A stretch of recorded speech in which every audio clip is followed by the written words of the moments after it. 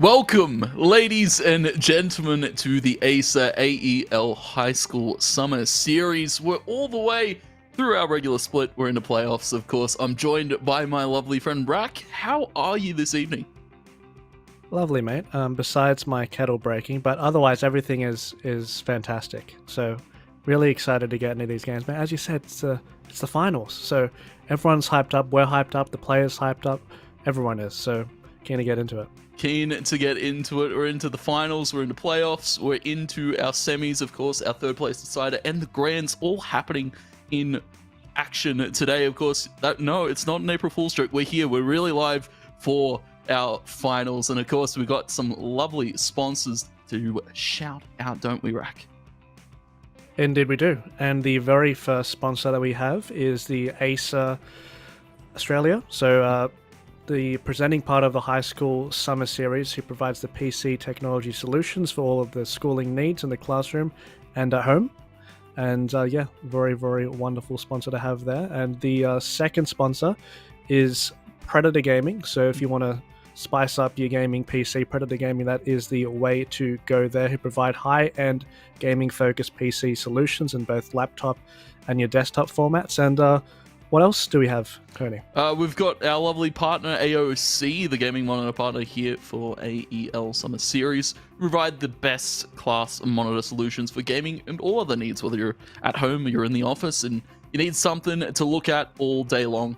AOC have your covered as well. Game on Cancer, the charity choice here for the AEL, who fund the much-needed cancer research projects, with AEL donating a portion of all student participation fees to this life-saving cause. If you choose to donate as well, please head to the AEL's Tiltify campaign page today. Get your donations in. It's always going towards a good cause. But Rack, we've got some crazy matches. Of course, I caught up a little bit with the action. I've been a little bit out of the loop, but I'm seeing a few teams that I got to see in the first few weeks really dominate. Of course, SCC Gold, one of the contenders here, of course, undefeated in the entire group stage. Yeah, and that's really going to be the main narrative going through this, right? Is there going to be a team to topple SCC Gold, because they've been incredibly strong. They have their own defined playstyle as well. So they look like they're well versed, well practiced on what they do, and yeah, I mean, it is possible that they could go undefeated throughout the whole thing. It is possible that we're going to have maybe a team that has maybe watched some of the matches in the past and said, okay, maybe this is where the sort of gap is. That is something to certainly look out for, but they are definitely a huge powerhouse so far. Yeah, absolutely. And of course, you've got their first round opponent will be Whitebridge 1. And of course, the other semi-final will be Acer's Overwatch 3. Of course, we got to see, I believe, 1 and 2 during the group stages that we got to cover, the opening rounds. Of course, and they're going to be taking on MGS 23. And there's some interesting teams in here. Of course, there's this narrative, as we alluded to, SEC Gold, but of course, you've got the Aces Overwatch 3 team in there. Very heavy contenders. And well, Whitebridge, I feel they're going to have to be playing on their best in this kind of first round of the finals here against, well, arguably the heavy favorites.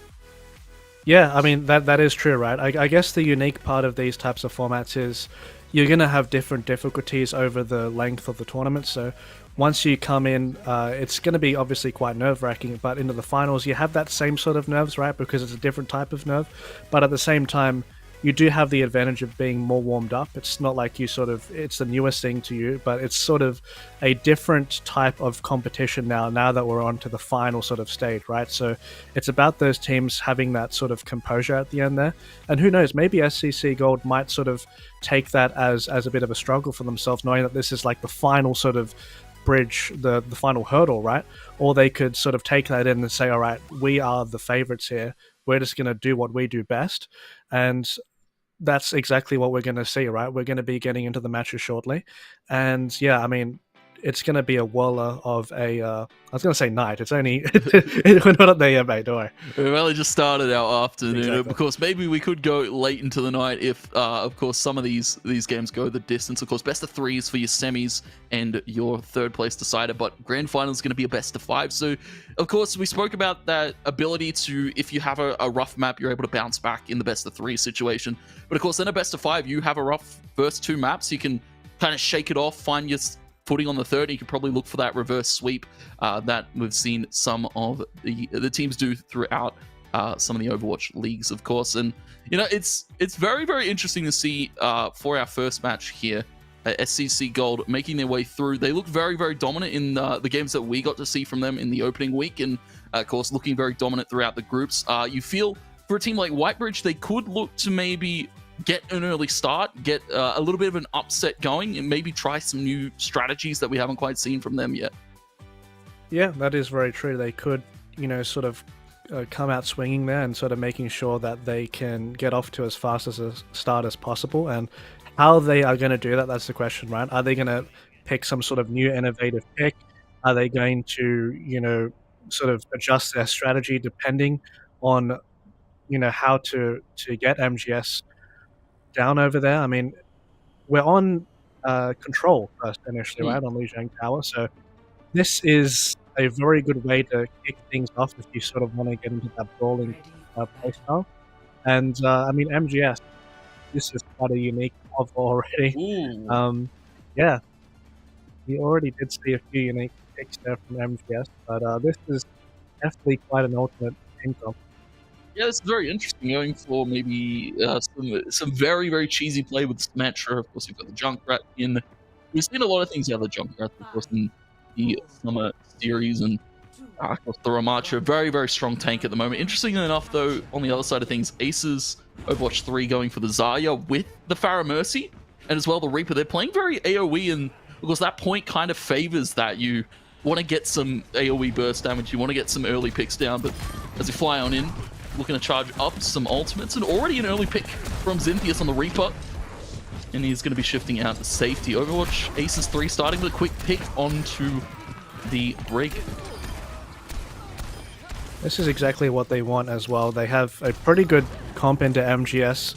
It's going to be very difficult for Big Wixie and Moisty Morgan to get value off the Symmetra and the Junkrat there because of the Pharah. So just being in the backline, being pocketed by that Mercy, firing rockets from above, it's going to be very difficult to take that out. So going to be uncontested so far on that pick as well. And you also have the Reaper threatening on the front too. So MGS have a little bit to worry about in this situation, and Aces are off to a pretty good start. Yeah, I like the spacing of the DPS. As you said, you've got the Pharah Mercy in the back, and then you've got Xinthius taking frontline Misty, taking out the quick little swap up onto the Lucio here for Weefla, and Ramacha trying to eat it, and then you see the punishment coming in. Misty has found a cheeky little pocket angle, and of course from the left-hand side, getting some shots through. Xinthius backing up for the moment. And damage is being traded, but you're charging up that Zarya shield with the fact that you've got the Junkrat in play, and, well, of course, Molotov just going to stand there. Let Quota get the kill onto Brongus. A quick little sweep into the left-hand side, and a great angle being taken by Misty, I have to say. Yeah, it was a very good angle. Got a ton of damage off in that fight. But one thing that we need to take into consideration as well, considering the matches that we've seen so far, the Junkrat ultimate has been very pivotal, right? So taking an eye on Big Wixie here. But speaking of getting rid of that solution with a nice big rocket to the face, so they don't have to worry about that for the time being. We'll grant them a bit more extra percentage. But on this bridge, it's so difficult to get through the Pharah here. And there we go, the rocket barrage, the Graviton Surge, and say goodnight. That's absolutely punishing, and a point you don't really want to be pushing. That bridge, of course, you've got the potential of Misty with all of that AoE util, and of course that AoE boot to boot those players off the bridge, but it doesn't matter when they're getting sucked into place by the Graviton. And you can see, funneled into the rocket barrage, MSG couldn't do anything about it. Now, kind of on their back foot, already 90% up. Aces Overwatch 3 looking to take commanding control, and another boot coming out. The power of this Pharah controlling this space. The Riptide, though, as you said, has been pretty good so far in the summer series at fighting some of these fights, but you can see Molotov charged up, fully taking blows left and right. A 15-player kill streak, make it 16 maybe onto the Ramacha. Misty to find it, and punishment in this first map from Overwatch Aces 3. There we go. I mean, Aces Overwatch 3 did a fantastic job there with their team comp. I think having the Pharah, having the Reaper, having that sort of dual threat, but they're on the sort of different horizons of the map, they threatened MGS so much there. So see how that ends up working out for them. Obviously, I think the Pharah Mercy is a little bit weaker on this point. It's not as strong, but you can still do it. It is quite viable. But the one thing that we notice over here as well, Moisty Morgan has been forced onto the Soldier. So trying to put a little bit more pressure onto the pharmacy there. Also, the Baptiste can also be a pick that can be utilized to take that out as well, and the Mercy as well. If they can get that pocket down, then maybe the Pharah especially won't be as threatening, but let's see how they can work that out themselves. Let's see how they can work it out. Because onto the Bap, onto the Mercy still. And interestingly enough, Acer's Overwatch 3 not really changing all too much. A little bit more of a closed-in control point for the side of Acer's Overwatch 3, but of course they can control so much space with Misty on this Pharah, reigning over Tyranny, getting a quick little pick on the Weeflow, and of course it's picks onto the priority targets, I have to say here from Misty, taking out the healers first and then sweeping the side there, and it's a team kill to start it off. Acer's Overwatch 3 already taking commanding control of the first point yet again. And that's exactly what they want with this Pharah comp, right? They want to have this initiative, especially those first fights. They can be a little bit dicey, especially up against the hit scan, but now they have control. Now they can start pressuring these chokes. And up against the Junkrat, of course, you can't really overextend because he does have a lot of burst damage going through as well, but see how they end up handling that. But they're rotating around, trying to maybe get the Mercy. Oh, she's looking like she might survive there, but nice mobility to get out of that sticky situation. Oh, very, very slippery stuff there from Nyrox, and you saw Zintheus able to punish with out-of-position players and the Rocket Barrage too, just for good measure, and to hold the point a little bit. MGSO almost got the back cap, but Aces Overwatch 3, they hold it strong, they turn it attention, focus where needed, and a huge slip away there from Nyrox. And they need to be careful with rotating onto the point like that, especially up against a Pharah with the boop, with the amount of explosive damage. The Junkrat, of course, does have that same sort of tool, but a little bit difficult when you're trying to get onto the actual point. And a pick at the start again from Misty, making it look so easy. He's gone over the top, playing the height, playing the verticality with the Pharah, and of course, nothing really they can do. Misty's just shooting shots in the backline, getting a ton of AoE damage across, getting rid of the Baptiste turret there. Or, well, whatever you want to call it. And of course, MGSO funneled into this choke, and still Misty being an absolute punishing source. Big Weeksy onto the Ashe now, trying to hit some shots, but nothing's landing right now. It's Molotov and QWERTY firing through with the Zarya Moira combo. So much upfront damage with that orb, with that charge beam from the Zarya, and of course, quickly charge ultimates as well. Big Weeksy onto the Cassidy now, but you can see Zintheus. This is a cheeky little angle here.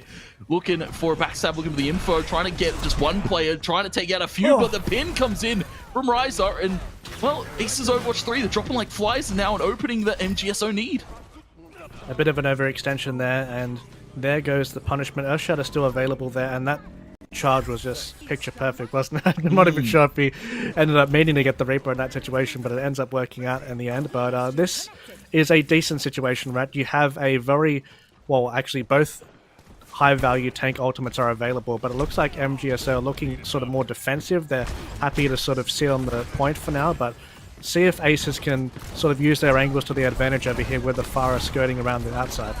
Well, that grab is up. The Rocket Barrage not even needing the Graviton Surge. Misty going in for 4. And Molotov, well, the grab came out at the end of things, but it doesn't matter. That's a huge play from Misty. And, well, all of a sudden, overtime ticks fully because it was a clean sweep of MGSO. And what a huge game there from Misty. A Rocket Barrage to end it. And I imagine that'd have to be play of the game. Oh, I would imagine it would have to be play of the game, teammate. And let's see if we're going to see it. There we go. Predicted it. Slam dunk on the Pharah. Boom. We do have the googly eyes, of course, the what's his name? The April Fool's patch that just came in. And we were curious. We didn't, of course, mention it, but we were speaking off cam about it a little bit. Of course, some googly eyes. Ultimate ability callouts as well being changed. It was a very interesting thing to see, but it's always good to see developers getting around April Fool's Day. And it's no fool, though, that was a clean sweep of that first map there from Aces Overwatch 3. Yeah, I mean, they really had the perfect comp for the situation, right? And you know you're gaining that respect as a Pharah player when both opposition DPSs, they pick the double hit scan, right? They had the double hit scan, they had a BAP, they had a Mercy. They're like, okay, how exactly are we going to pluck this Pharah out of the sky? And Misty just with a phenomenal performance. And it's really hard to play like that when you have so much threat coming from a hit scan, right? Especially being pocketed as well. You have to really play it carefully. And I think the perk of Misty there was making sure that every time the opponents were rotating, they had that sort of choke lockdown, and they had the threat of the concussive blast to boot them off the map as well. They were really good at scouting where they were coming initially, and once that harass comes from long range all the time, you need to sort of adjust your rotations a little bit there as well, right? There were alternate paths taken throughout the match, but at the end of the day, it was well scouted, a lot of fantastic shots there, and I think even in the game chat, it said themselves that the Pharah is fantastic. Yeah, you can see. Yeah, I saw in the game chat at the end there, Pharah's cracked. Very much well played there from Misty. But I have to say, a credit to Overwatch Aces overall. They very much controlled the space. They knew the game plan going into it, and that's the way you want to start this best of 3, right? Coming in with a game plan, knowing how you want to play it out. Pharah Mercy, always an oppressive force, but of course the Zarya and Moria as well with that upfront burst damage that really caught that side off guard. And of course a well-played Li Zhang tower overall, and now you've got the MGSO side now thinking for map number 2 here. Yeah, I mean it's certainly interesting, and I think with the adaptation made, they need to really take into consideration the Pharah. I mean, that's an obvious thing, right? But also on these control points, that's when Pharah, depending on the map, can be very powerful. And the difference is when you go into maybe a hybrid, when you go on like to these different types of points, there are going to be specific areas where Pharah is going to be weak because it may be indoor or you're enclosed or something like that. So that is something to take note of. I mean, King's Row, right? She can be proficient, but it is a little bit more difficult. I mean, you could obviously point to the last point probably being her most difficult because she does have restricted mobility because of the height. But they're going to stick with what has been winning these matches so far, right? So if it ain't broke, don't fix it. And you can already see the sort of change here. One thing that I found sort of interesting in the last match as well, we know that there've been a large amount of Junkrat's, is the Zarya. And Zarya is a hero in this game. When she is charged up, again, she can be incredibly powerful, right? And if you're up against that Junkrat, you can just walk around like a battery this whole time. But now we've seen a little bit of a change in the tank matchup is now Sigma versus Acer. So this just shows, right, how much different of a map format it can be. Much more slower tanks. Both teams looking to make this a little bit more of a slower paced game now.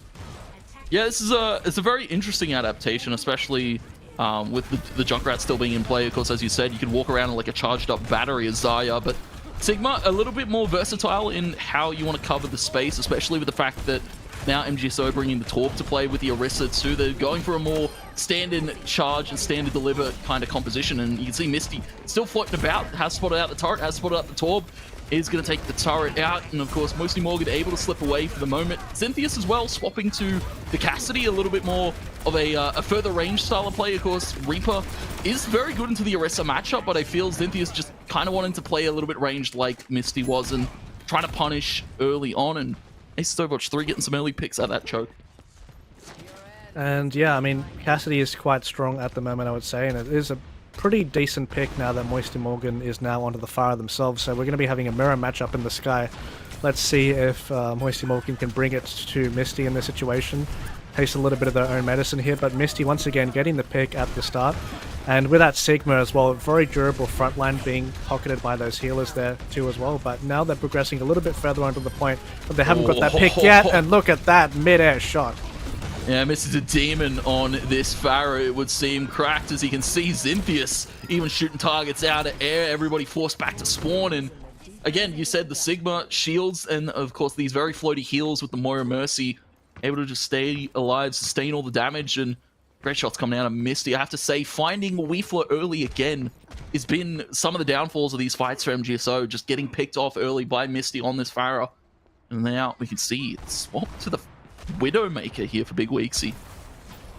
Yeah, there are a lot of really good angles on this King's Row point, so I want to be using that grapple hook to find some alternate pathing to make sure that the Pharah doesn't have as much space. I mean, the Widowmaker doesn't even need to land any shots, but look at this flank from behind, getting to 1.5 basically, but still providing a lot of damage. Oh, the Reds! Nyrox went for that out in the open, a very brave call, but you've got so much space controlled by the rest of Aces Overwatch 3. Xinthius, an impressive force. Of course, they take out Misty, but you've still got one more raid boss to take down. Xinthius on this Cassidy being a ever-prevalent force as well. Of course, we saw him on the Reaper last game, controlling a lot of space, and nothing really changed all too much. Aces Overwatch 3, they've got 2 ultimates charged up, the Sigma ult and the Cassidy Noon. Of course, it might not be a high noon, it might be 3:15 for, you know, this April Fool's patch that we've got. I heard some interesting ones, of course. I feel like there's got to be a different time for every ultimate as Cassidy comes out. I agree with you. I completely agree with you, mate. And maybe that'll be a thing. But oh, look at that Reinhardt just diving in the backline, pretending that he's Winston for a sec. But I mean, this Reinhardt against the Sigma, this is the reality of the matchup, right? Reinhardt can just continue to walk forward because Sigma doesn't have that exact same pressure. He's more well-versed, more rounded, but Reinhardt has the tools to deal with that. And there we go. That grants them the passage of the first point. The Farah getting nice up close and personal, but escapes narrowly. Just there we go. Yeah, you feel like now Misty's Farah gets a little bit more out of tune here, especially with the swap up here from Reinhardt for Ryza. The shield a little bit more harder to break down and a little bit harder to shoot through. And of course, Zintheus in the backline needs to get out right now, needs to regroup with his team. And you can see Big Weeks are going to chase him down. Helix Rocket to the face. Molotov, though, has found room to work with, and Soldier Ult comes out. Big Weeks, he needs to get out of here, though. Does find a backpick on a Nyrox. Very, very slippery Big Weeksy right now. Molotov can't chase all too far. This Soldier is still running around, causing a wreck. 3 HP and gets out. No way that actually just happened. Big Weeksy, he's playing Soldier like he's playing Tracer. That's absolutely crazy. Wow. Can't believe we just saw that. That's outstanding stuff there, but still have a bit of work to do trying to get through. It's a Reinhardt mirror matchup now, but the difference is the Earth Shatter is available here for Ryza. Doesn't need to use it. Continue swinging. And they now have a little bit of momentum, right? Once they start getting these kills through, especially onto the second point. But look, there is a little bit of a flank across the spawn. Does have high noon as well, and Zintheus is very, very cheeky. Oh, cheeky little pick there on a Moisty Morgan too. Zintheus could be the difference maker. Here's the Mercy Res come out and grenades it straight up in the face. Zintheus still trying to find this fight against Moisty Morgan, but of course a little bit healthier on HP. Zintheus doesn't have the luxury of any healer now. Will fall to the grenade there from Moisty Morgan. You can see Shatter coming into play from Molotov. And doesn't find any pins, but of course followed up by the Coalescence. And they will be able to find the picks nevertheless. Aces Overwatch 3 hold it at an almost checkpoint 2. MGSO, they've still got a minute and a half to work with. Aces Overwatch 3, they've got ultimates to work with now. We've got the Farah Barrage, but we've also got the High Noon still available. And especially with the way that both of these DPSs have been playing, MGS need to be really careful behind them, right? The amount of flanks we've seen from Misty and Zintheus here, a lot of them. So they probably are a little bit conditioned to that right now, but they can now play to that mind game. But that is a great sleep! That is a very long pin going through the tunnels, and say goodbye to your support. And say goodbye to your support. Zintheus, though, as we said, the High Noon's available. Molotov trying to be pocketed by his healer right now, staying alive right now. You can see the Soldier ultimate coming out again, but the shield can't be broken through for the moment. Molotov's just jiggling and moving. Zintheus with the High Noon saves it for Molotov. Contested the point and shuts it down. Misty falls, but the rest of Aces Overwatch 3, Molotov with a huge shield juggle there. He should not be alive. No, he definitely shouldn't be alive, but you know what? That was entertaining to see. It was sort of like he was defending up against like an airstrike or something, just shaking his shield up. We'll call Molotov the Spartan for now because he was blocking up against a rain of arrows, but in this case, bullets. So many bullets coming through. Big Weeksy trying to sneak through for a back cap maybe. Pick out Zintheus. He's going to be Moisty Morgan with the Reaper up range. The shatter is absolutely huge. Ryza gets 3 with that pin and forces them all back. Nyrox forcing out the res, and well, you can see Misty swap to the Junkrat. We see a lot of changes now for Aces Overwatch 3 as they try to stall this point, try to stall the contest, and well, Misty is in the element, close range with the Junkrat. You don't want to be fighting against that, but MGSO, they put their power in numbers, able to cap the second checkpoint and get themselves another minute on the clock.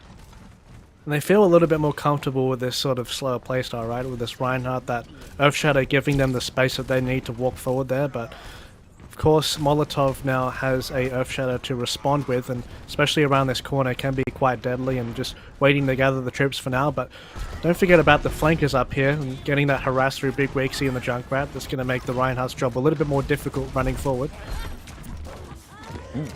And I believe Nyrox trying to go for some gunplay there, trying to snipe out one of these players up on the height. You've got 3. Big Weeksy. Moisty Morgan has dropped down though. Because the Mercy and Big Weeksy still up there.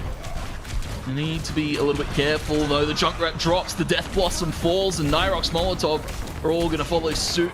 QWERTY has swapped over, but has not found any success. You can see shots still coming out. Moisty Morgan punishing the Pharaoh all the way into spawn. And they're going to look to cap this with 30 seconds. The res comes out. Moisty Morgan needs to be a little bit careful now. Falls back to the healers. The Shatter is available, and this could be absolutely huge there. Molotov able to find it, but still, the upfront damage isn't quite there on the back of that Shatter, but the Tire will be able to find it. Noon finds Brongus, but they still need to contest this point. Doing a fantastic job so far. It's very, very difficult considering how close range this fight is, and it looks like they end up getting it at the end of the day, and that's a much better result there for MGSO, and that's what they sort of wanted there in the end, right? Getting a pretty decent time, not too bad indeed, and I mean, they look a little bit more comfortable on this Reinhardt comp. I think this may be in line with what they want to do, this sort of slow, methodical comp. And Acer's Overwatch 3, they want to be sort of more sporadic, they want to flank, they want to do all this cool stuff. So both of these styles are a little bit of a clash at the moment, and I think in King's Row especially, if you want to play that sort of slow play style, it's a pretty good map for that to happen. Yeah, they definitely want to play a little bit slower, and I have to give credit to MGSO. I feel it's kind of more in tune with how he's been playing with the Ramatra especially. We've seen a ton of Ramatra out of him, and Reinhardt kind of a little bit of a similar vein, a little bit more aggressive. You can do with, of course, the Reinhardt with the pins and such, and we've seen some great pins from Rye. So very much all the way into that tunnel, getting QWERTY off in that last engagement before they were able to cap that checkpoint. And MGSO, it all really came down to that pin, that fight specifically, able to take that checkpoint, and then, of course, able to stabilize after that. And now Acer's Overwatch 3, swapping Zintheus to the Junkrat. Especially in these chokes, of course, especially this front choke that's going to be tried to be held. You want to break that Ryan shield as soon as possible. Yeah, well, it's double explosive, right? So it's a lot of AoE that MGSO have to deal with here. So see how they work around it. They might be looking to rotate through the high ground to make sure that the Junkrat doesn't get as much value there. But still, Zintheus end up getting a snipe there. And even if you rotate through there, you will still be pressured by the fire. But going up across the back, there we go. But the pin once again, good timing. Yeah, Rice is always good on these pins, it would seem. Moisty Morgan as well finding Missy. Both DPS are down here for the side of Aces Overwatch 3. They're just doing it with the tank and the healers. And see what Molotov can do with his Reinhardt. Of course, has infinite amount of heals at his disposal. But it's, of course, about his healers staying mobile, staying on top of things. Sleep Dart comes out. Nobody falling just yet. Actually, Molotov will fall on the back end of things. The DPS are back up, but still, MGSO is stabilizing here with Moisty Morgan on this Reaper. Just being so flexible. Weefler getting his healers, getting his DPS back up to safety. And of course, I have to give credit to Weefler positioning a little bit better with his Ana not getting picked off by Misty in some of these early engagements. Well, that's a key thing, especially in the Reinhardt versus Reinhardt matchup. The healers being alive, that's incredible to see there. That's a great adaptation and making sure to be a little bit more further from the back there. But the Earth Shatter ends up coming through, but successfully blocked. But still, the pressure is there, and they continue to mount forward and try to get those picks. The Resurrection in plain sight. And they get Riser back up. Yeah, Resurrection in plain sight. Didn't think the Broncos would go for that. And of course, Aces Overwatch 3 had all the room to stop it. They didn't, but it doesn't matter. They had all the picks they needed. They did find the Mercy just after the res came out. So there's nothing they could do there for MGSO. A very convincing point take there. Of course, bled them out a little bit in the first, and then found them in that second fight here. Escorting the payload with now 4 minutes. A little bit quicker for the side of Aces Overwatch 3 than MGSO. And now you start to feel maybe this is where some of the picks really matter. You can see Reaper up on this high ground with the Death Blossom available. Spots out Nyrox. This is a very impressive position to be in. You have to always be careful of that high ground, especially on this map of King's Row.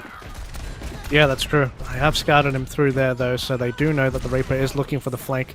Probably guess that he has the Death Blossom too, but still manages to get the pick onto the Mercy, so still applying so much pressure and gaining that little bit of ground up there, and also has a healer to facilitate him as well, so has an escape group as well with the teleport, so still pressuring this choke and A lot of damage to still come through with those ultimates available for both of these teams too.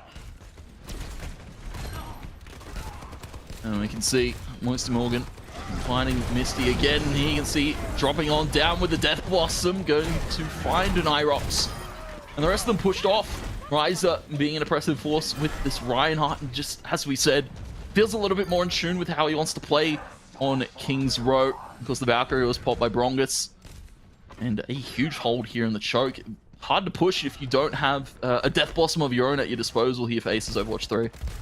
Well, certainly, and it is very difficult to get through if you're the attacking side when you have the Pharah as well, right? So Misty won't have a lot of space here, especially when you have the Reaper guarding the high ground. So you basically say, okay, you guys are only going to have to go through the main choke, and now you're going to be walking into the Soldier.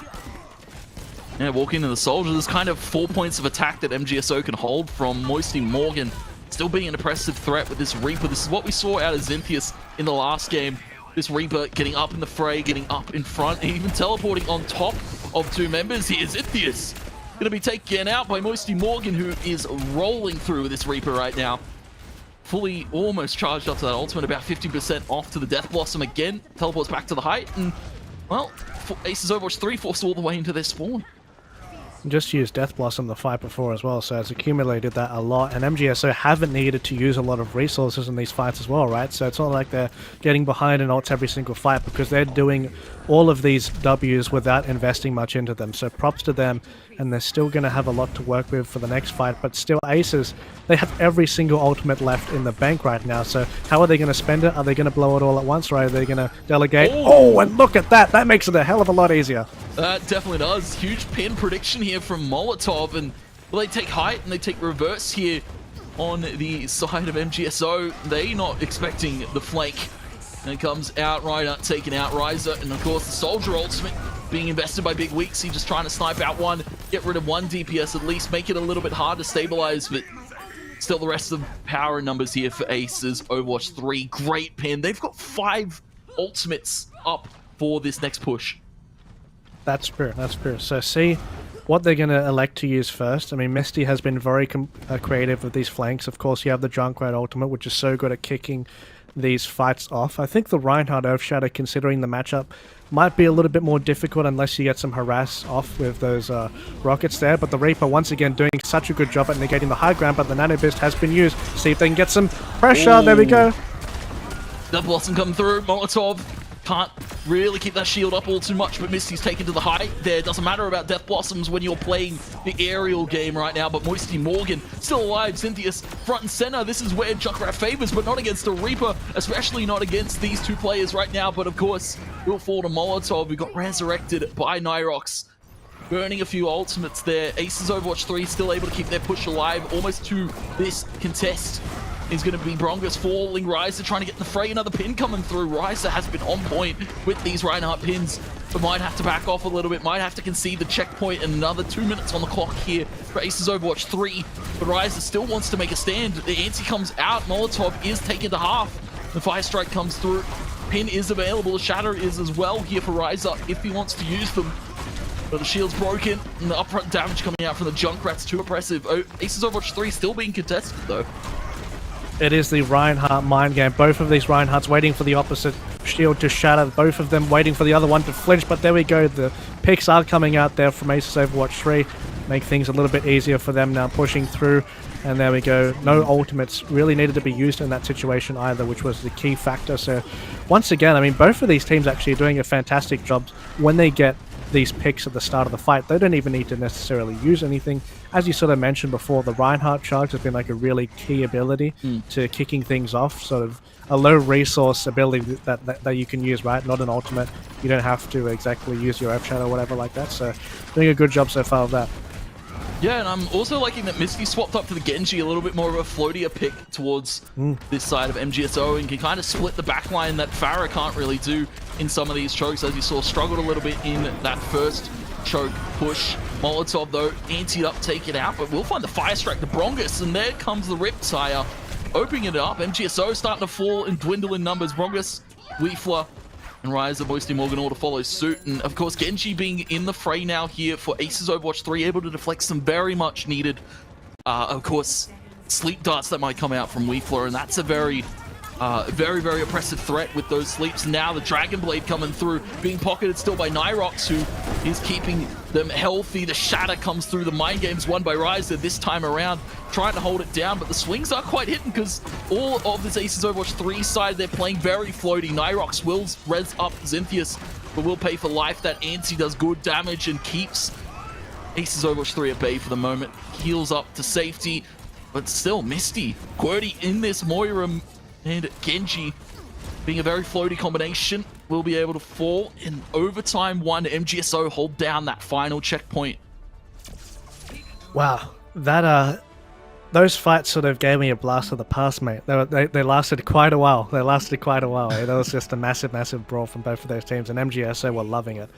And speaking of a person who was loving it in this situation, the googly eyes, Reinhardt smashing down the hammer. This was a big one. This got most of the team there, swinging the hammer through, going past the payload, just doing a fantastic amount. And what a charge there.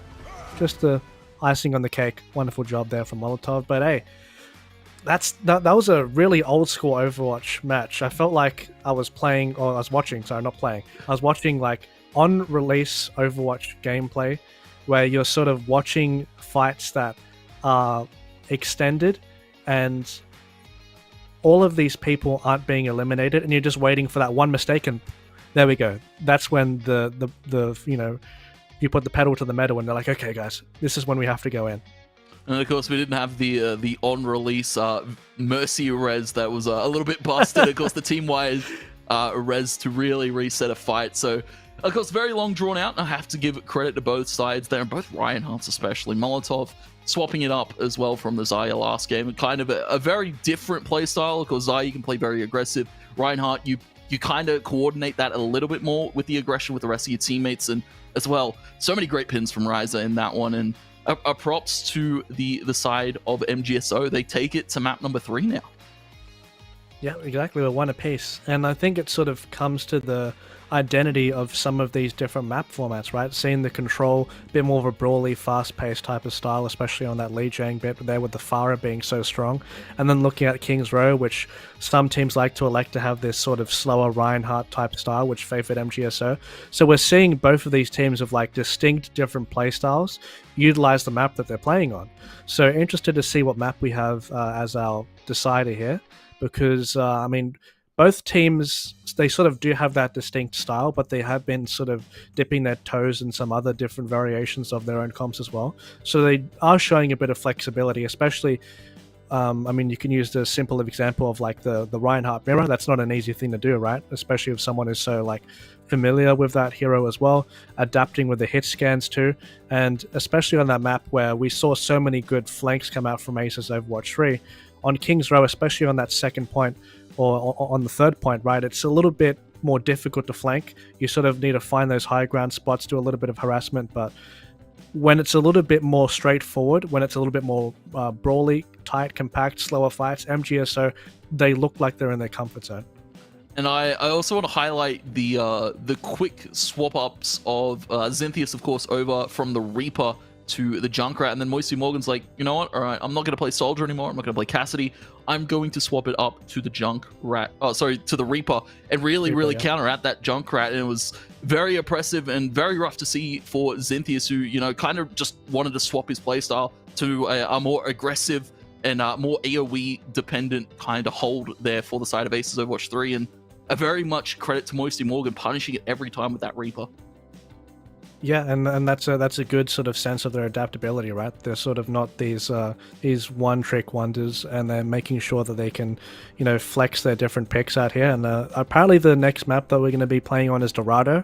So for both of these teams, I mean, Dorado is another classic map, and I'm interested to see the change of pace that we could perhaps see, because I think for especially the first point, I think the more aggressive team does have a little bit more of an advantage, especially on that attack, because when you're up against someone who's sort of perched up on the high ground very defensively, it can be difficult to dislodge them if you're just playing like a slow, methodical Reinhardt comp.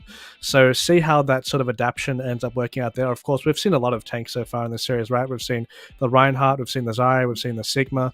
So a bunch of different variety in that avenue. So let's see how both of these teams react. Yeah, and of course, we've also seen the Orisa and Sigma. Yeah, that's that true. could be very much picks here for Dorado, especially with a very more open style of push point here to start it off. I feel Sigma and Orisa kind of a little bit more in favor, as we can see.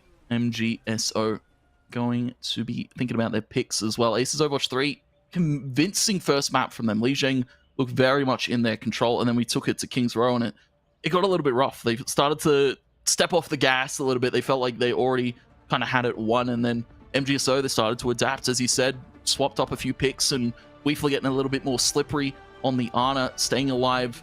You can now see a little bit more of a dive style of comp. Molotov going towards the Diva, Misty staying on that Genji, and of course, this is Aces Overwatch 3 trying to play in the face of MGSO, and of course, I don't know if you want to be doing that, especially with still Big Weeksy on this Junkrat. It's going to be tough, right? It's going to be tough, and Molotov needs to make sure that the defense matrix is used very well. And it'll be an interesting sort of play to see how they can avoid sort of going through this choke up against MGSO, right? So MGSO, very, very close range comp. They just want to stay at that immediate choke, cause as much pressure as possible. But Aces Overwatch 3, they've done a very good job at creating these aggressive flanks, making sure that they don't have to take those conventional angles. So let's see what they can cook up in the kitchen. Yeah, and whether there's too many chefs is the question we always ask, and whether it's a 5-star meal being prepped up here by Aces Overwatch 3. We're going to take the hype, and I very much respect that, especially with the fact that Moisty Morgan's playing up on the respective height, and of course out of the sight of this Aces Overwatch 3 side. Big Weeksy, the Junkrat grenade to take out Zintheus, and well, of course, getting in the face of MGSO is not what you want to do, especially with Moisty Morgan on this Reaper. Big Weeksy on this Junkrat, getting so much damage through the defense matrix is forced. The grenade pops Diva out of the robot. Now you can see so many more grenades flying through. The oppressive power Big Weeksy's bringing to play, even going to take out the Kiriko with a grenade, and Big Weeksy controlling this early game so well. Yeah, massive job so far from Big Weeksy, and continuing to get these picks as getting the Ana nade. Very good job slowing down the pace of the attackers here, and see how they can take advantage of that. And as you can see, right, it's quite difficult to dislodge the defenders in this situation because they're just so stable. Once they have the Junkrat up there as well, you can sort of suffer with dealing with that burst, but there we go. The mech is out of place as well, and the thing that really kicks off this dive comp is the Diva, because it means that Genji all of a sudden can dive a lot easier. But when you have that Diva end up getting eliminated there so quickly, especially up against Reinhardt who can just continuously swing, then it means Genji is now in the face of a Junkrat with a explosive problem. Yeah, and I'm also really much loving how MGSO, once they pop the Diva mech, they sit back, they wait, they know that Molotov's at his weakest out of that mech, and of course delaying that as long as possible, delaying that kill as long as possible too, makes it so that they've got so much more time and so much more room to work with. And of course Molotov swapping now over to the Zarya, trying to be an oppressive force with the Reaper now to teleport the high ground. Nobody can really contest with Brongus just healing his teammates for free up on high. Yep, that is so true, and when you get so much value on the healer, especially in this situation, then things can become a little bit difficult. I mean, Mercy already is as mobile as ever, and she can just traverse through, has the Reaper at the front here, has some of the other opposition, the other teammates on the other side as well that she can go to, but there goes a pick, so one less here to worry about. Moisty Morgan gets a wonderfully executed Death Blossom on the back line. Moisty Morgan back in charge on this game, especially after King's Row. We saw him swap to this Reaper after, you know, not quite having the most success, the googly eyes bobbing about. They're very interesting to see, especially on a serious character like Reaper. You know, he's all about death, he's all about that kind of edginess, but he's got that goofy side to him, his googly eyes from this April Fool's patch. And, well, I have to say, Moisty Morgan, this Reaper has been an absolute treat to watch. These Death Blosses have been placed so perfectly in these pivotal points of this fight that Aces Overwatch 3, they've only got a minute left to try and push this point forward, but you can still see MGSO with all the high ground that they've taken with that right side, of course, now being held by the Mercy, and of course Big Weeksy up there as well, landing grenades, getting in the face, getting so much damage off that Aces Overwatch 3 can't even heal it up. Yeah, so much damage going through, and look at the Misty flank over here towards... Oh, but the Reinhardt charge does end up coming through. Dragon Blade is available, but the Valkyrie is going to be helping all of these members become topped up, but just an all-out fight here. The Dragon Blade, see if he can get anything. There we go, gets one, gets the reset into the backline, looking for one more, and does end up getting a good amount of damage, and will finally give Aces Overwatch 3 the space that they need. Oh my god. The payload even has googly eyes. That is... Hello. That is, that's oppressive. I'm scared. That's scary if you ask me. Yeah, that is funky. I like that. Of course, Aces Overwatch 3, they're going to like how that last fight went. They now get to push the payload all the way to the almost checkpoint.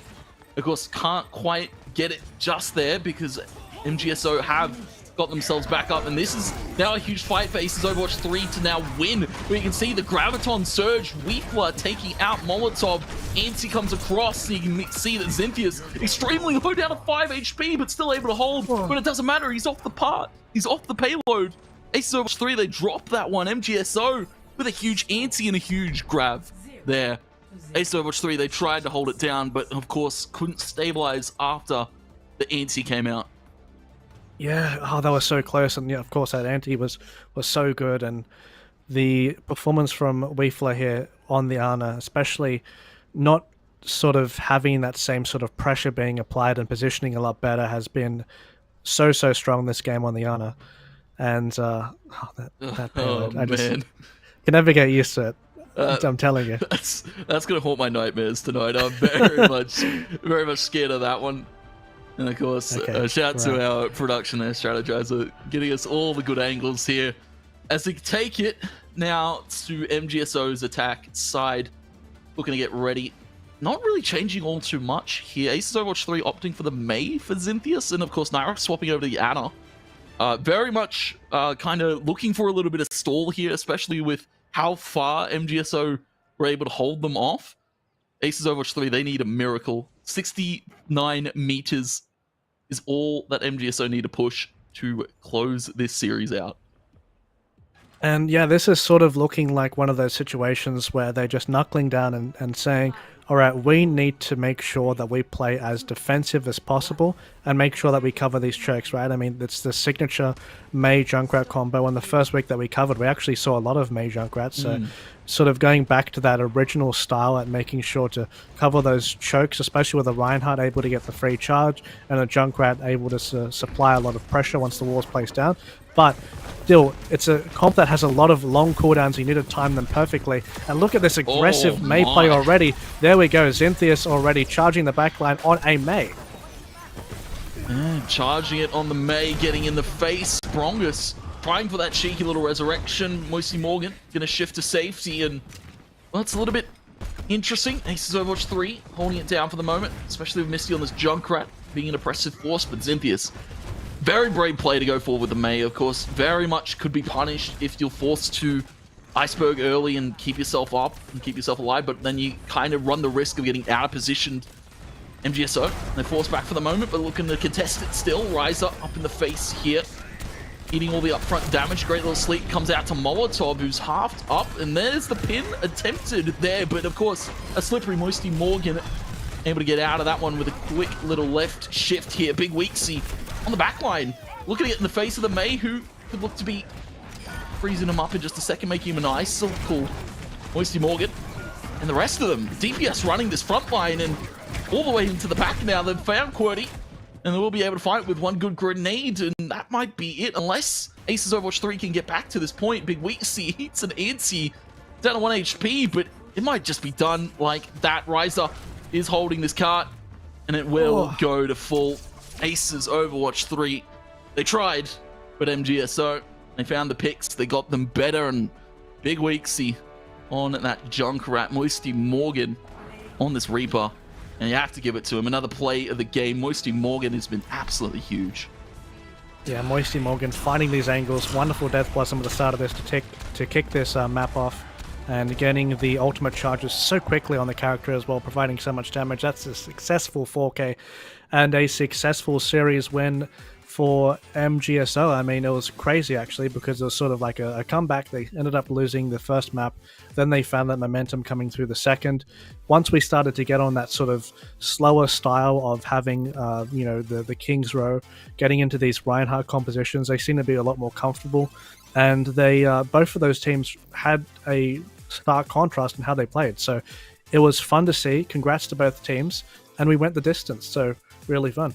Yeah, very, very fun series there to start it off. Of course, our semi-final going to go the way of MGSO. They claim themselves a spot in the Grands. And of course, for the side there of Aces Overwatch 3, they've got a third place decider to play for. And of course, still have a shot at glory. Of course, you want to finish, as high up there as possible. Really flex your placement there. But a huge game from MGSO. I had to say, tons of adaptability being shown. And look forward to see how they use that adaptability going into that grand final. But of course, we're going to go to a quick break while we sort out our next match. So don't go anywhere. Don't touch that browser. Grab yourself a snack and we'll be right back.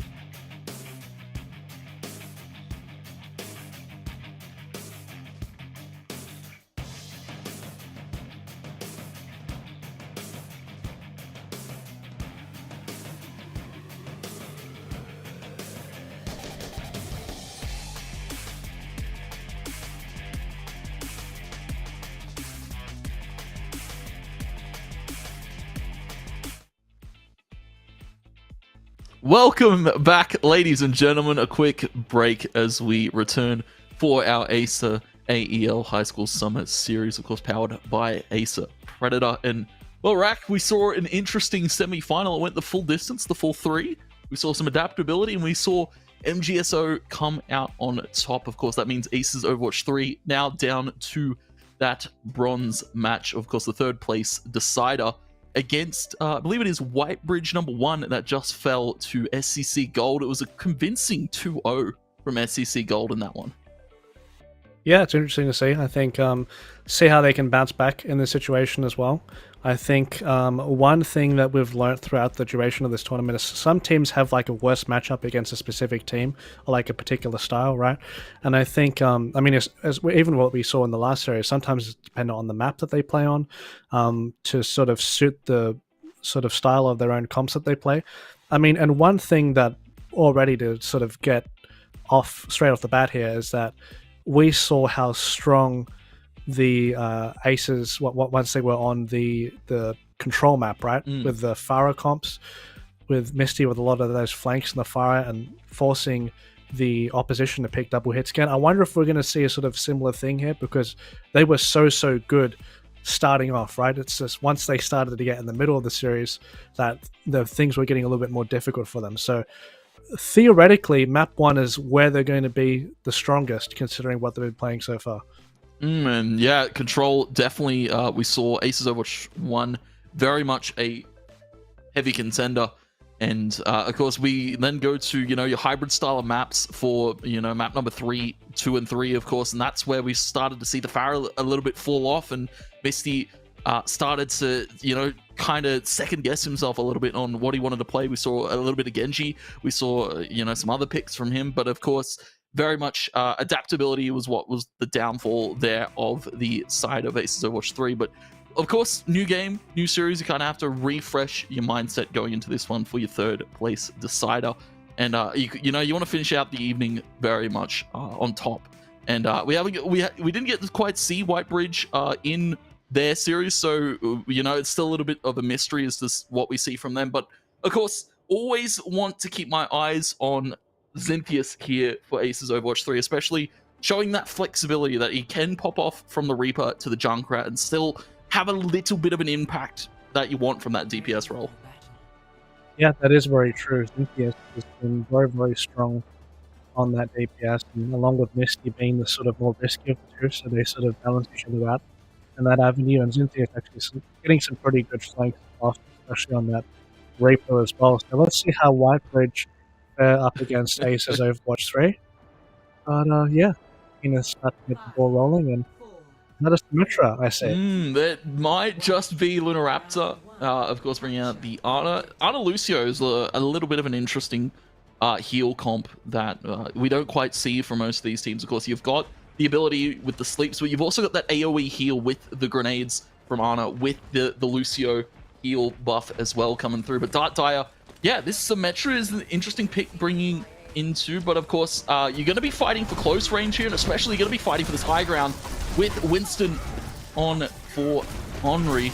And you can see that Whitebridge, they're getting in the face, especially even with both Reapers being in play, kind of Winston's bread and butter counter. And it doesn't seem to matter as they push on through. They take the high ground, but they also immediately convert to the low ground. You can see Misty forced off, put the pressure on this Winston being an oppressive force, but Fury Bro as well, sitting on that point, and they're able to cap it like it's nothing.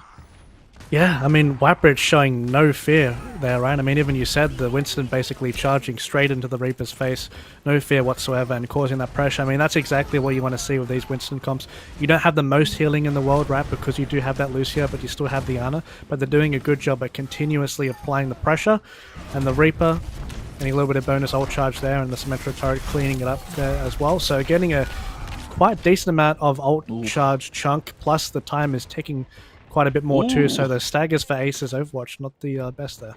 Nice little dance. Yeah, nice little dance. I'm curious to see the googly eyes on the Symmetra, especially with that mask. Turrets here, especially for Dart Dyer. This is a very good spot to hold from. You can place the teleport, you can place the shield, and you can set up super well on this point with Symmetra. As you can see, turrets up on the height. Hard to clear if you don't have that AoE Junkrat, and So much up front. Death Blossom, bang, Fury, bro. Fighting 4. Nice. Absolute clean sweep. 10-player kill streak. Going to drop the reload to Whitebridge 1. Coming out to a very impressive start with a very interesting comp. Yeah, they are really, really utilizing their aggression, right? They're showing no fear with these picks so far, and they still have ultimates left in the bank as well. And I think this Winston is something that we haven't seen so far, like, too much in this tournament. And I think a lot of the pro teams have been leaning towards the Winston at the moment, so just utilizing that hyper-aggressive style, taking space when they need it as well. So doing a good job having the foresight of detecting where they are to get those good leaps off. Yeah, and it's also very interesting. It's kind of a counter to this Reinhardt. You can't shield the fact that this laser gun's just being held down by Henri and getting so much damage amongst, you know, all these players that are probably grouped on top of that Reinhardt to stay safe and stay alive. Now the Winston all coming out, getting the juggle on the Misty. Fury Bro taking out the Death Blossom in return from Xinthius to clean sweep the point back. Aces Overwatch 3, they needed that one. They get rid of the Symmetra turrets off the site too, and well, they're able to stabilize for the moment. And Whitebridge, of course, coming out to a huge start there, but been put on the back foot a little bit by that one. They've got, of course, the Symmetra ult up. They've got Lunar Raptor as well with the Nano. But Misty's got the tire. We could see some early snipes out. We could see some potential stall here as Whitebridge try to claim back the point. A good pressure from the Winston to make sure that that Riptide doesn't end up going off safely there, so very good job scouting that out. The Symmetra ultimate used to try and split the point in half. The turret's being placed around too, doing a fantastic job at pressuring the opposing Reaper. Has to force him to get out, and the Earth Shatter is available too. Yeah, Earth Shatter's there if Molotov wants to pop it, but it seems that the Nano came out onto the Winston. Henri is still, though, taking a brunt of damage. Able to take out Misty, but still Molotov holding it down, finding the picks necessary to keep this point held by the side of Aces Overwatch 3. You can see Luna, a huge little anti coming through, and then, of course, Molotov dropping low. Teleport to high ground as Death Blossom is available. Fury Bro could turn this point in the blink of an eye, as we now see the Death Blossom coming out. Molotov falling from anti low HP, and Fury taking out Xinthius too, looking for a third. QWERTY falls and then stabilize this point. Nice. Whitebridge, they're able to cap it back. Fury Bro just clutching so incredibly well there on the Reaper and finding the small opportunity, the resurrection nearly going up. That would have been pretty funny, but the Symmetra turret's doing a good job at scouting that out for them. And yeah, I mean, Whitebridge, I mean, Aces Overwatch 3 ended up getting a few good fights in the end there, right? So they did show a bit of a valiant attempt, but Whitebridge sort of just relentless with their pressure, right? Especially with these sort of way that they're capturing space with the Winston and facilitating it with the Reaper. And I mean, let's not forget, this team comp isn't the easiest to play because you have the Lucio in the comp, right? So it means that theoretically you're faster when going in for the dive, but you don't have as much sustained healing. So when you go in for the dive, it's going to be quicker, but if you do make a mistake, then all of a sudden you don't have as much healing coming out though. So Whitebridge doing a great job in terms of execution there. Yeah, and I also feel juggling the aggro. You saw so much pressure being put onto Henri, and then of course Dire, Fury Bro, of course, on that Reaper. So oppressive in able to, you know, just because Henri's dead doesn't mean that the point's completely lost. Just because you've lost your tank doesn't mean that there's still some upfront damage being dished out. There's not, of course, a lot of pressure that was put back by the side of Aces Overwatch 3. Fury Bro now swapping it up to the Mei, a little bit of an interesting one. Now Dire going to be on this Reaper, and Henri taken down to extremely low HP, forced to regenerate that one up. And as you said, of course, not quite the most outstanding healing coming out from this this Lucio, and interesting to see that he was able to heal it up. Boot comes out, Molotov falls, but McCorney has been traded out here. Misty still on the high ground. This Pharaoh pretty good at a position like this, especially you can shoot so openly into this point, and so many angles you can definitely take here. But still, Whitebridge, they've claimed the point. They still need to stabilize though, because Aces Overwatch 3, they're respawning, they're coming in quickly, and they've got all the room to work with for this retake. Fury Bro forced to shift into safety. Lunar Raptor taking a little bit low too, taken out. There goes one heal. That's your main source. That's the Ana fallen. The anti back and the cap back here for Aces Overwatch 3. There we go. That's exactly what Aces Overwatch 3 wanted, and ending that fight through a little bit more difficult once the hit scan has been engaged here. You have an Ashe on the enemy team trying to target Misty out of the sky there. Lunar Raptor providing some pressure too, but Earth Shatter is available for the Reinhardt here, or both Reinhardts actually, so see who gets the better of each other in this situation. A little bit more shield pressure here from Acer Overwatch 3. Oh! Misty going quite low, but still manages to escape the Mei ultimate. There we go. Yeah, Mei ultimate. Starting to be capitalized here by Fury Bro. You can see that Farah's up still high. Misty is somehow still alive, and so is Molotov. Trying to get in back to the site with the Ashe and Mei holding on this point. You've got QWERTY keeping his teammate healthy. Molotov is still alive somehow and still holding down this for Overwatch Aces 3. And you can see they're stabilized. All off the back of 2 players. They're able to contest it, hold it. And there's nothing really Whitebridge can do but throw themselves at the point. That wall forces Molotov to stay in and stay in the frame for a little bit, but another pin back. McCorney's taken out, and now all of a sudden again, Whitebridge put on the back foot, all off the heroics from Molotov. Wow.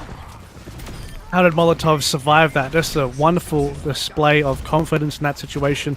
Still using the Earth Shatter, even when he was pinned up against the wall there. As soon as the wall ended up falling down, nano boosted, and that is, the eyes are on the shield. Wow. Attention to detail. Attention to detail. Shout out again. This April Fool's patch showing us they can put googly eyes on anything and it seems to work. Whitebridge, they've got googly eyes on that site. They want to take it back. They want to take the point away from Aces Overwatch 3. We've got 86, 87%. They need to get in, but Misty, an oppressive force with that rocket barrage, and Zintheus still holding the front line here, playing Reaper like it's a tank because you can get so much healing done. You get the Death Blossom into the back, the Ana falls, and well, Henri has traded back the healers, so a little bit more even trade here for Whitebridge as they want to take it now to this point. Henri with a pin, still being contested for the moment as Zintheus will finally fall, and Whitebridge, when they need it most, they cap it back. When they need it most, indeed, and this will be quite good for the squad of Whitebridge, considering, oh, looks like they're electing to go for the mirror matchup with the Farah, but difference is they don't have that sort of secondary healer to help out too. Of course, Aces Overwatch 3 don't have the Mercy either, so it's not a Far Mercy, but still a little bit more to facilitate that air control. But going through the choke, you're up against the Rocket Barrage available here for Misty, being 1v1 by the Lucio almost, but still forcing pressure on the point while the rest of the team contest at the choke. And unfortunately, Henri there, I believe, getting the shatter blocks and well taken out, as now contested still by 1 for the side of Whitebridge.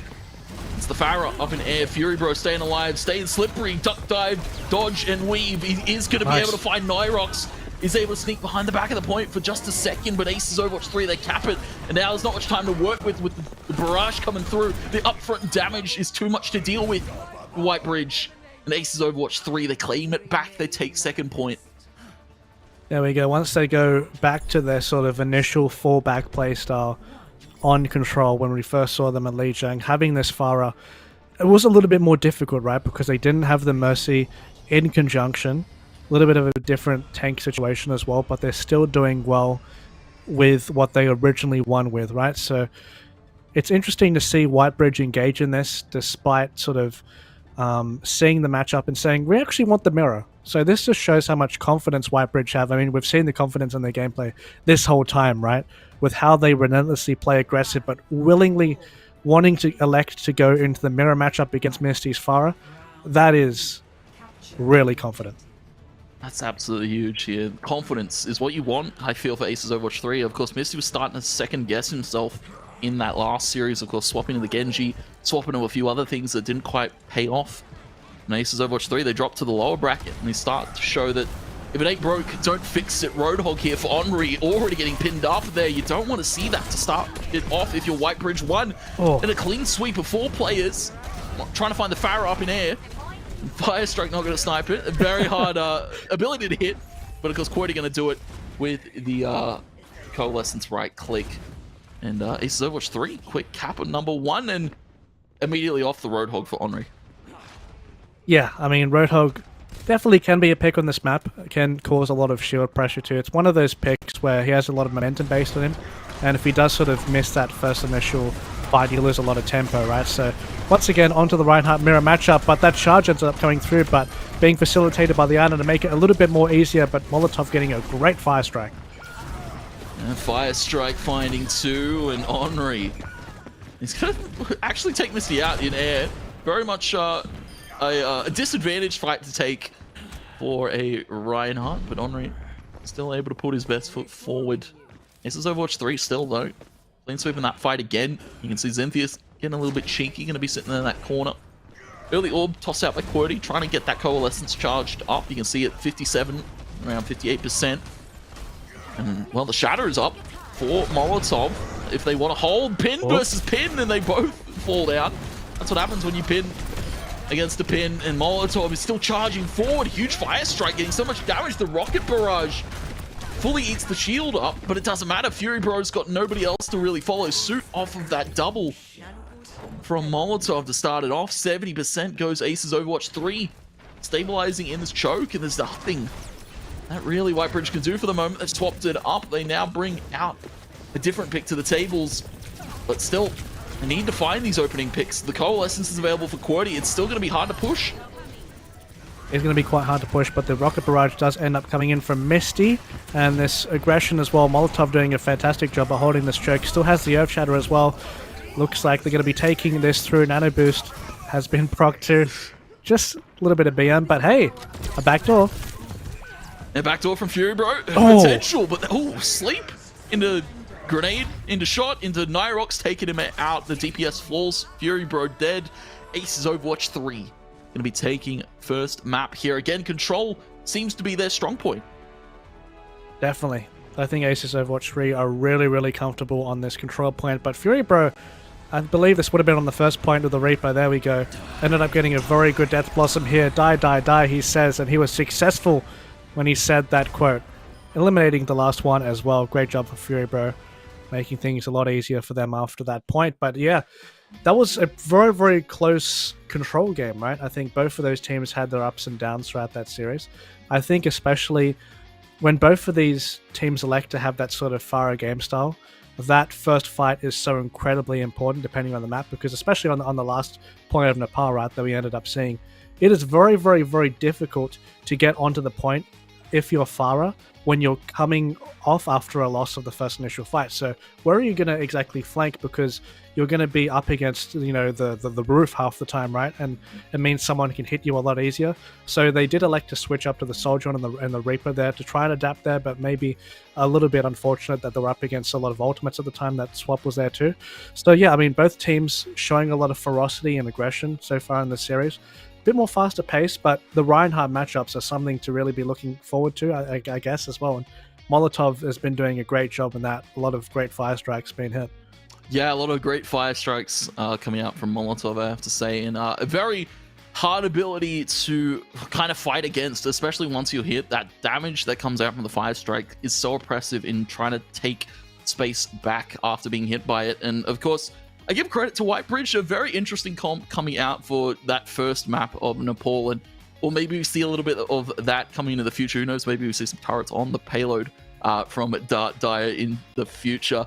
But of course, Aces Overwatch 3 coming out ahead on control. There's strong point here, but we now go to a little bit more hybrid for our maps 2 and 3, and it's going to be interesting. We're going to be seeing Blizzard World for this next one, and as we said, you know, control's kind of where Aces Overwatch 3 found their bread and butter, but it's, of course, how you can adapt to that. And we saw a lot of adaptability from their last series. Whether they now saw that happen and take that into contention going into map number 2 here, we could see a very scary Aces Overwatch 3 if that is the case.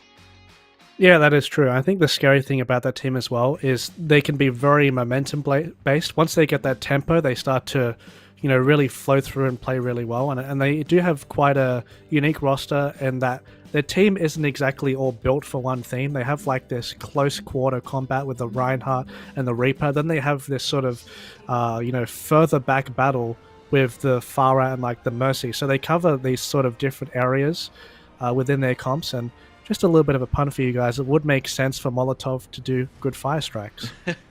There you go. It definitely would. Definitely would. That's your racket pun of the stream. Very on theme. Welcome to the Aces Overwatch.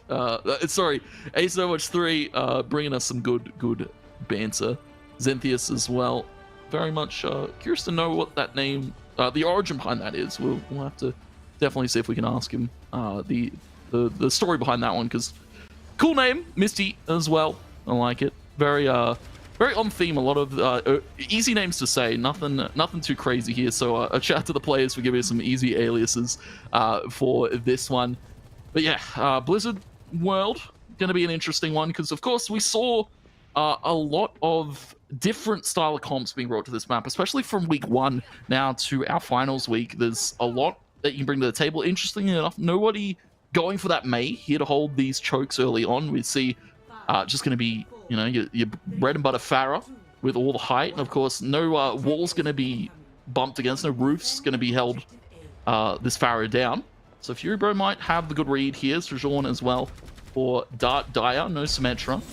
Unfortunately to see, but we do see an interesting pick out of Misty for Aces Overwatch 3. Yeah, the Echo, that's quite unique, right? Still getting that aerial control, but the Echo does play a lot differently to the Pharah. Does still have a lot of burst, but it's very good at assassinating particular targets. And yeah, doing very good at engaging that so far. See how that works off initially, but the Far Mercy, oh my, wonderful shots there from Misty. That is exactly how you want to burst down those characters. As you said, assassination power coming in full force. Misty, well, now looking to trade it back. Dart Dire trying to get out and getting away from the Cassidy and Reinhardt in the face here. As Aces Overwatch 3 putting their stamp on this first point quickly. Of course, as we said, control seems to be their strong suit, and the perks of a hybrid map is the first point is control. You want to take percentage on all 3 of those checkpoints and then get the payload out as soon as possible. Aces Overwatch 3 showing the power of the Echo to start this one off, and they've got the payload to the table, but of course Whitebridge now, they've stabilized, they've respawned, they've come back, and they can stall this payload push. Can indeed, can indeed. Oh, okay. Whenever that stick ends up landing, you're just worried that someone's going to get immediately one-shot, especially in conjunction with someone else hitting that character. You can get a massive amount of damage through. Looking for a flank as well. And oh, wow, those accuracy just phenomenal from Misty, just doing such a great job on any character that can fly, any character that has wings. But Fury Bro, hello, and goodbye if you're the opposing team. A nice triple for the Rocket Barrage, and yeah, gonna need to be careful of those flanks. Blizzard World is pretty open, so you still need to be careful of those rogue Rocket Barrages. Oh, you didn't see Misty in that corner, I don't think. Dart Dire, well, he got one Molotov carrying the corner as well, with Misty just waiting for the healers to come back up as Aces Overwatch 3 will start to respawn. And very much high charged ultimates here. We've got about 90%. Misty almost on the full 100. Zentheus as well, almost with that noon available. And I have to say, Misty, as you've seen, sniping out this Mercy time and time again is how Aces Overwatch 3 really want to play their style of picks. Has mirrored the Rissa, and the high noon comes in from Zentheus on the back line, and now there's so much upfront potential here with 2 tanks in play here for Aces Overwatch 3. You kind of feel hard to hold for Whitebridge. They back off. Mercy and, of course, the Arista trying to get out. Slept up, half HP. Zentheus just going to solo push this point. The rest of his teammates going to contend with the players on the left-hand side, and now it starts to get a little bit scary because Shajon, the movability with that dash up, will be able to snipe out Zentheus in the corner. The rest of Aces Overwatch 3 still fighting that left-hand side. They finally will get onto the payload and give it a little bit of a push. Grenade comes out onto that one, and on QWERTY, he's going to take out Fury and Luna by himself. Wow. The Assassin is the support as well, apparently. Aces Overwatch 3 doing a great job at combining this sort of slow style with the dive at the same time. Half-half, they're a hybrid team at the moment, but Whitebridge, they still want to end up punishing this Reinhardt. There we go, Molotov is gone, but Whitebridge, see if they can perhaps get some tempo back. Fury Bro with the Cassidy. I feel like Fury Bro has been a very good source for Whitebridge to get those picks at the start of the fights. See if he can continue to do that with that Cassidy up against the Echo. Having the hit scan against that flying Echo is very, very useful, but she does have a very tight hitbox. Yeah, it's a very hard one to hit, and you can see Fury Bro struggling for that one. The high noon is popped early. Will actually able to snipe out Zyrox, and Henri, huge stand to make there, the pole position. Henri able to find Zentheus and Misty, both DPS down. Now damage starts to dwindle out. Aces Overwatch 3, their numbers start to dwindle out with that Molotov QWERTY fall. And now they can't afford to stutter their respawns here. They need to stay as a full 5 respawning together and push back to that point. Whitebridge, they kind of want to stutter those, but of course they don't want to play too aggressive especially with the composition that they're running. They can't afford to get too up in the face. As you can see, Valkyrie pops here for McCornery, but the healing forced out, forced to be fully in play. Great anti. They're going to find Onray. Beautiful. Nano can come out. The res comes from McCornery still on that Valkyrie, and now the fight starts to look a little bit rough here for Aces Overwatch 3. They used so much for that fight, but Henri's still up and standing with that res, and he's still keeping them off this payload. Yeah, exactly. Continuing to sustain through that, and this is the good thing about Whitebridge's comp, right? Especially when you're up against the Reinhardt, you have so much shield damage, and I think Molotov has detected that, wants to go for the mirror matchup with the Orisa versus Orisa. Both of these teams really liking to mimic each other sometimes with the picks, trying to show who's best and see how they can continue to push forward there. The sleep charge didn't end up hitting, but now the coalescence used to push through. Anti comes out to the Orisa as well. This is the best time to push, but there we go, the high noon. And Anti's great, but trade backs are better. Fury falls. Misty Nice. Standing back. When, of course, you thought Aces Overwatch 3 were out of it, Misty makes his stand, and now they are able to stabilize themselves. 3 up, Zynthius, Misty, and Nyrox holding it back. Aces Overwatch 3, they don't need their tank to push that point. And, of course, a credit to Misty again. This Echo has been so clean at finding these assassinations. You saw starting off these fights with taking out the Mercies, and now it's starting to come into fruition yet again. Onray taking the brunt of the damage, soaking it up for his team right now. And of course, you can see the Orisa as well for Molotov. Not quite having the impact it has, but the Cassidy definitely is. Zynthius finding some noon. Wow. And finding it in the end. Another Lovely shot. Grenade. Zynthius on top for that one. A team kill. This Aces Overwatch 3. I believe this is just a free cap. Nobody's going to be up in time to stop this one. I tell a lie though, no, the Valkyrie. McCornery just getting in. That means that's going to be a little bit more difficult to sustain through, but that Orisa ultimate is so incredibly strong when it comes to this. But hey, what you can do, I can do better, says Misty. And there we go. Aces Overwatch 3. Wonderful performance, and I really love how crafty their DPSs have been throughout Blizzard World. I think they're now finding a little bit of an identity with how to play these different types of maps, especially with the hybrid. When there's a little bit more space for these fellas to work with, they are really good at finding flanks.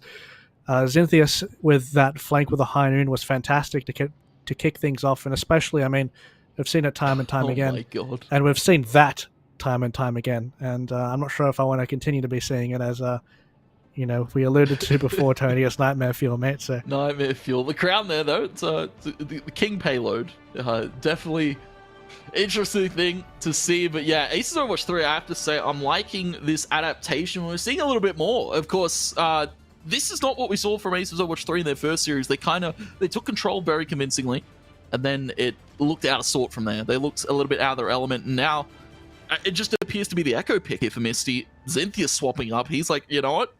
Misty did pretty well on Pharaoh. Let me give it a crack. Whitebridge, they're going to be back to the Symmetra here. Fury Bro bringing that one to the play. And of course, McCorney was on the Mercy in that last one. Now feeling like Lucio seems to be his bread and butter. Sigma here for Molotov.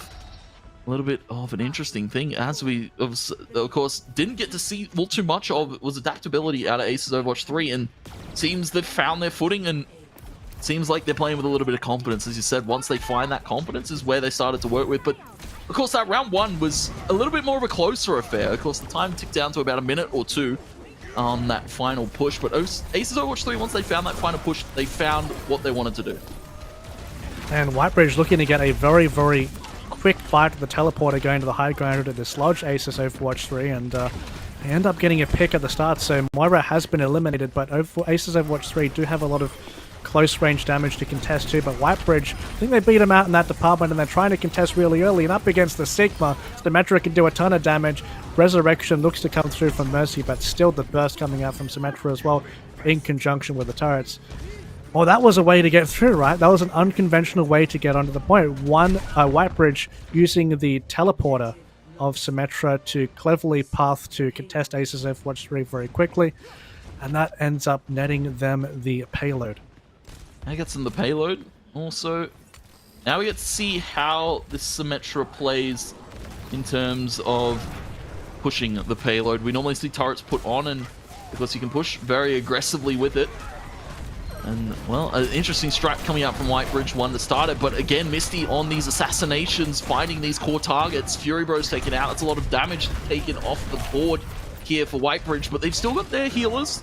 They can still stabilize a little bit. They have to fall back to spawn. They want to stay alive for the remaining members to respawn. And, of course, they don't want to stagger any pushes. They put the teleport back up on the high ground.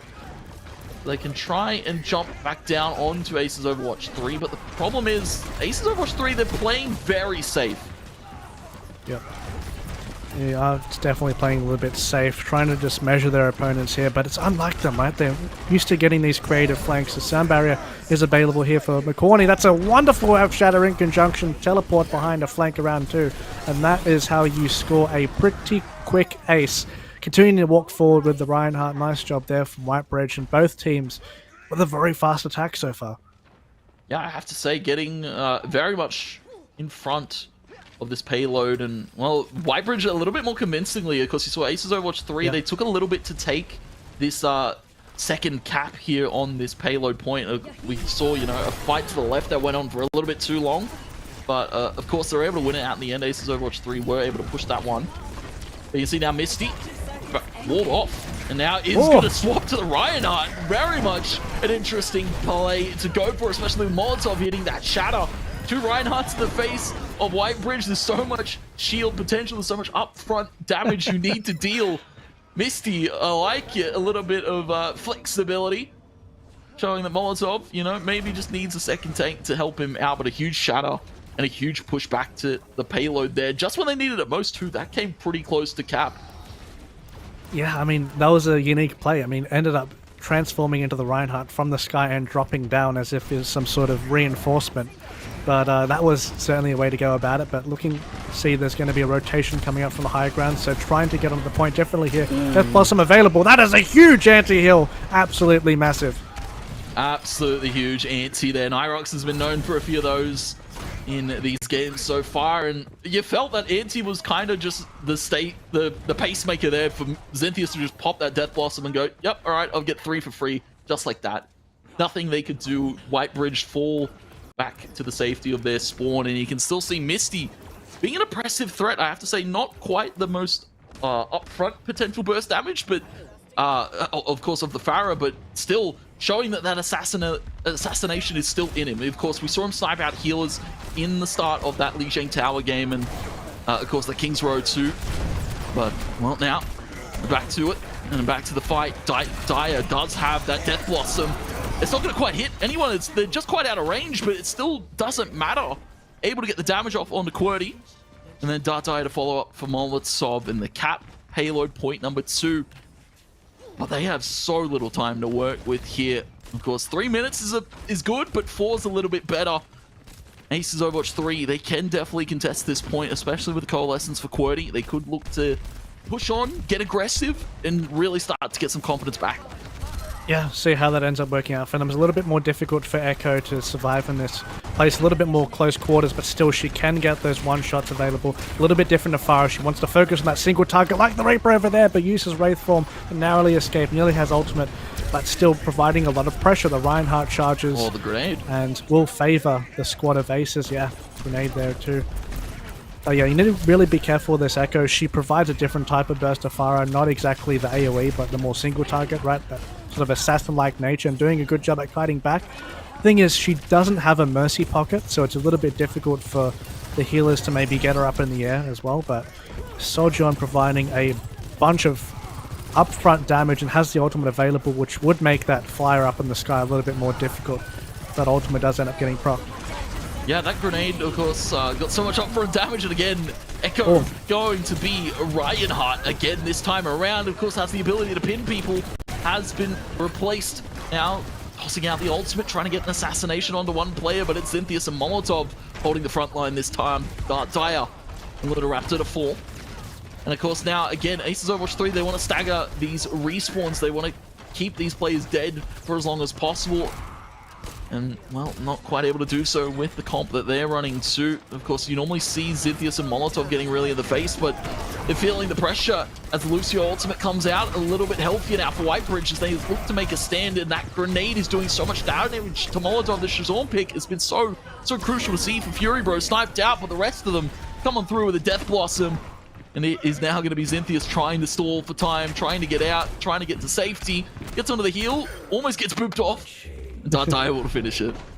Close one. And props to McCorney there. That was a fantastic sand barrier to make sure that the Earth Shadow from Molotov wasn't as good as he hoped for. But still, this is going to be a very, very close quarters combat fight. Zintheus is very good at the Reaper flanks and does have a Shadow available. Oh, look at that.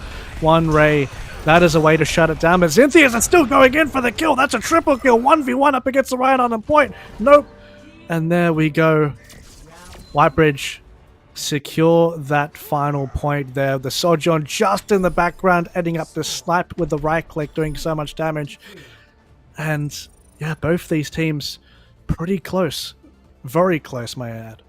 Yeah, neck and neck. Only a minute left for both of these teams on their respective attacks. And you can see that Sean pick, the Sojourn pick, however you pronounce it, I'm going to butcher it every time. Fury Bro, I definitely have to say, oppressive nade pressure. You can see that AoE from that grenade gets so much damage there. Molotov couldn't quite stand where he needed to help his teammates out, of course, and shield all that damage. Molotov falls just like that, and Aces Overwatch 3, they drop like flies there. Valiant attempt from Zintheus in that last 1v1 there against the Reinhardt, but again, Fury Bro showing some force and showing the adaptability that we needed to see from Whitebridge if they want to keep themselves in this game. See how that adaptability is. I mean, when you're in this sort of situation, I guess the adaptability won't be the most important because you want to sort of get that knockout sort of push immediately, right? You only have 60 seconds, so you need to make that decision very, very quickly and sort of stick to it so you don't have to swap to alternate your ultimates, right? So see how both of these teams look to commit to their comps, because this is going to be incredibly difficult, and if one team ends up slipping up, then that could be the sentence to losing that point. So looks like both of these teams with a reasonably similar comp. Whitebridge more looking for like a hit scan type, while Ace is electing for more close range, close quarters burst. It's a very interesting spread that they got going on. You can see all of Whitebridge grouped up, and Aces Overwatch 3 kind of playing a little bit shattered in their approach, especially with Misty off on his own, trying to get some assassinations with that junk rat. You can now see Dyer needs to get a little bit out of there. Molotov. Well, you don't want to be playing up against the Ash, especially at that range. Now QWERTY forced to try and stagger this cap a little bit because, of course, Whitebridge, they want that as soon as possible, but we see a pause. Aces Overwatch 3 almost about to contest there, but yeah, very much oppressive, interesting positioning there from the side of Aces Overwatch 3, spreading themselves thinner numbers, trying to get out of the burst potential coming in from Whitebridge, but Whitebridge, they just played at power and numbers. You saw over to the right-hand side, they were able to push onto that high ground, get themselves some position there to maybe cap the point, but of course, Aces Overwatch 3, they died so quickly, they were able to come back and almost stall that one out. And of course, we have a quick DC while we hopefully sort that very, very quickly for you. Yeah, hopefully it is quite quick, but yeah, I mean, that's one of the advantages of Blizzard World. I feel like if you can get picked at the start, you do have an opportunity to get back to the point and have sort of a little bit of more of a staggered fight. And especially when you're in a situation where both teams basically have 60 seconds on the clock, that sort of tool in the bank to sort of come back a little bit quicker is going to be so incredibly important, right? And it's also dependent on who comes back and sort of the impact that allows the team to sort of still manage to get a little bit of a hold on point, because if you do have certain people who end up falling at the start, I think the tank is probably one of the worst ones, right? Because the tank is going to be the person who is going to be contesting that point, and it looks like we're getting straight back into it already, and there's only 15 seconds left, so we need to make a quick decision in terms of getting onto the point there. It's unfortunate, and of course, to speak about who really stalled that point for Aces Overwatch 3, it was QWERTY. That's the member you want. It's the Moira that can, you know, heal themselves up with the orb and stay alive, dish out a little bit of damage to Aces Overwatch 3, able to thrive under the control pressure that they have and able to stabilize this point so effectively. Fire Strike into a swing DPS are out, and the ball is in. It's the hamster here for Onraid, and that's kind of what you want. A character that can stall so easily, and of course keep that overtime ticking, but it still seems that Acer's Overwatch 3 will find their finalizer. Round 3, they stop it. No cap taken here by Whitebridge. They don't even get a percentage on the clock. It's Acer's Overwatch 3 now. A minute on the clock for them to work with. And I have to say, I'm liking what I saw. QWERTY keeping this game alive for Acer's Overwatch 3. Yeah, I mean, that is a very good pick in these scenarios, as you said, right? I think definitely being one of the better supports in that stalling scenario, because you do have a lot of mobility, you do have the opportunity to heal yourself and the teammates on the point. So I think Moira is fantastic for that late contest brawl. So congrats to QWERTY for sort of being a hidden MVP in that scenario. Surviving is just sometimes all that you need in these types of situations. And it looks like Acer's Overwatch 3, this could be an interesting adaptation. I think EMP is one of the stronger ults in the game for sure. And if they manage to get that in conjunction with an Earth Shatter, perhaps with a Riptire, they could definitely blow apart the defenses of Whitebridge. It's just a question, will they get to that point? And I guess the problem with Sombra initially, she doesn't have the best pick power. She sort of wants to gather that EMP. If she gets a good hack target, perhaps you can burst them down, but that's in conjunction with your teammates. Your comms need to be perfect. Let's see how they utilize that hacker. Yeah, it's going to be interesting, and of course, as you speak about the EMP, they've only got a minute to charge that one up and fully push in, so Misty's going to have to be quick with this Sombra, and of course, maybe some quick picks. You can see, May is something I wanted to see out of both these teams, especially on Blizzard World, trying to hold that choke, trying to stop them from getting in. Of course, Aces Overwatch 3 only need 33%, and you've got Sombra running amok, detecting up the Reinhardt. Of course, looking for the hack, but also looking for the health packs as well to hack up here. Aces Overwatch 3, they've got so much control on this high ground, and of course, Whitebridge are kind of just giving it up. Teleport back, Sombra's safety, can drop it on that health pack, and Zynthius has found McCorney, he's found Dire 2. Two players drop, Rez comes out, Molotov's back, and this is a healthy, stable fight here for Overwatch 3. Indeed, it is a very healthy and stable fight. The charge ends up going through, but Aces Overwatch 3, they're going to be enjoying that charge way more than Whitebridge in that situation. Lucio coming in for the stall, that's a very fast character to get back onto the point, but they're going to capture that very, very quickly. Whitebridge did a very good job trying to store that out with the slow comp with the Mei, trying to burst them out as well, but wasn't successful, and they managed to not even need to get the EMP in the first place. They do a very good job, but play of the game is awarded to Zynthius on the Cassidy. Absolutely, on the Cassidy with the flank noon that we've seen so much, and of course as well we get to see the animated googly eyes in the play of the game. Just a little bit of a neat touch. Aces Overwatch 3 coming out on top there, and I have to say, didn't even need that EMP hack at the end of things. Of course, Misty just in the fray, getting a pick, and then of course backing off to safety. That pick was so crucial in breaking apart that team fight there. Aces Overwatch 3 were able to put the pressure on from that right hand side and then just funnel in, take player after player, get the res off too on a Molotov, and just clean sweep it from there. Yeah, it was a very fun series for sure, mate, and I think in that situation, both teams, they really fought it out, and despite the scoreline, I think it was like extremely, extremely close in both of those maps. It really went down to the end there, and it was a valiant display from both of these teams, and they should both, be happy, I guess, considering the situation, because they all showed a great amount of depth. They showed a mastery of particular heroes as well, just showing off some of their skills, and we saw a lot of really good highlights from that particular series as well. So this was the third place match, of course, so congratulations to Aces in that situation for securing that slot.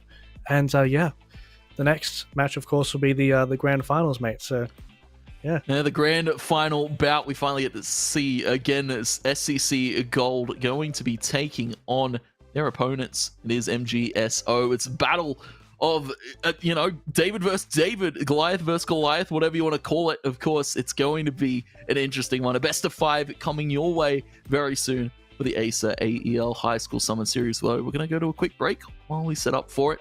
Don't go anywhere.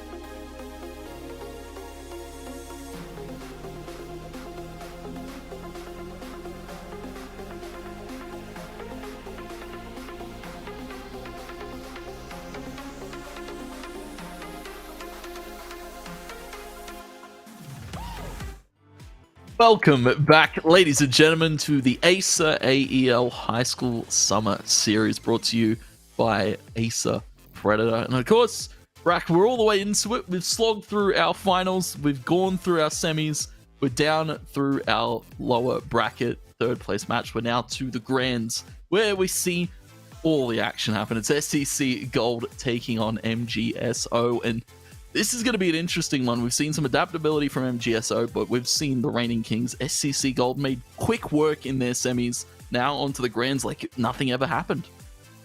Yeah, I mean, that's tough, right? Because that narrative of them sort of demolishing the competition can still sort of be in effect here. So this is going to be tough. I mean, the further and further teams get into the tournament, that's when the stress starts to sort of come out. And I guess sometimes, well, if you have a strategy and you might be saving it for this type of occasion, right? Maybe you have some sort of cheesy strategy in mind. I mean, on the map previously, we saw a very creative first push with a Symmetra onto that high ground on Blizzard World, right? So that was something sort of funky that ended up happening, but sort of pulling all stops and saying, well, there's nothing else to do. We're at the end. We're at the grand final. Let's just show everyone what we have. So this is going to be very tough, I think. So we'll see how both of these teams shape up, but yeah, it's definitely a tough ask for sure. Yeah, it was a lot of adaptability being shown as well. MGSO showed that they were able to bounce back and get themselves into their game and get themselves in through. But of course, SCC Gold's scary roster. Of course, you've got players like Boris on the Junkrat who can put out so much damage, play so safe, but also play so aggressively at the same time. Very much hot and cold you come out here from Boris and the rest of SCC Gold. And I'm curious to see whether we do see that Symmetra pick here for map number 1. I believe we are going to Busan for our first one, kicking it off where we started the High School Summer Series with Busan. And it's going to be an interesting one, I have to say, because, of course, still a very much wider control map. Of course, with that first point, you can play the Pharahs, you can play the Pharah Mercies even, but, of course, you can still play those choke-heavy hold characters like your Junkrats, like your Symmetras.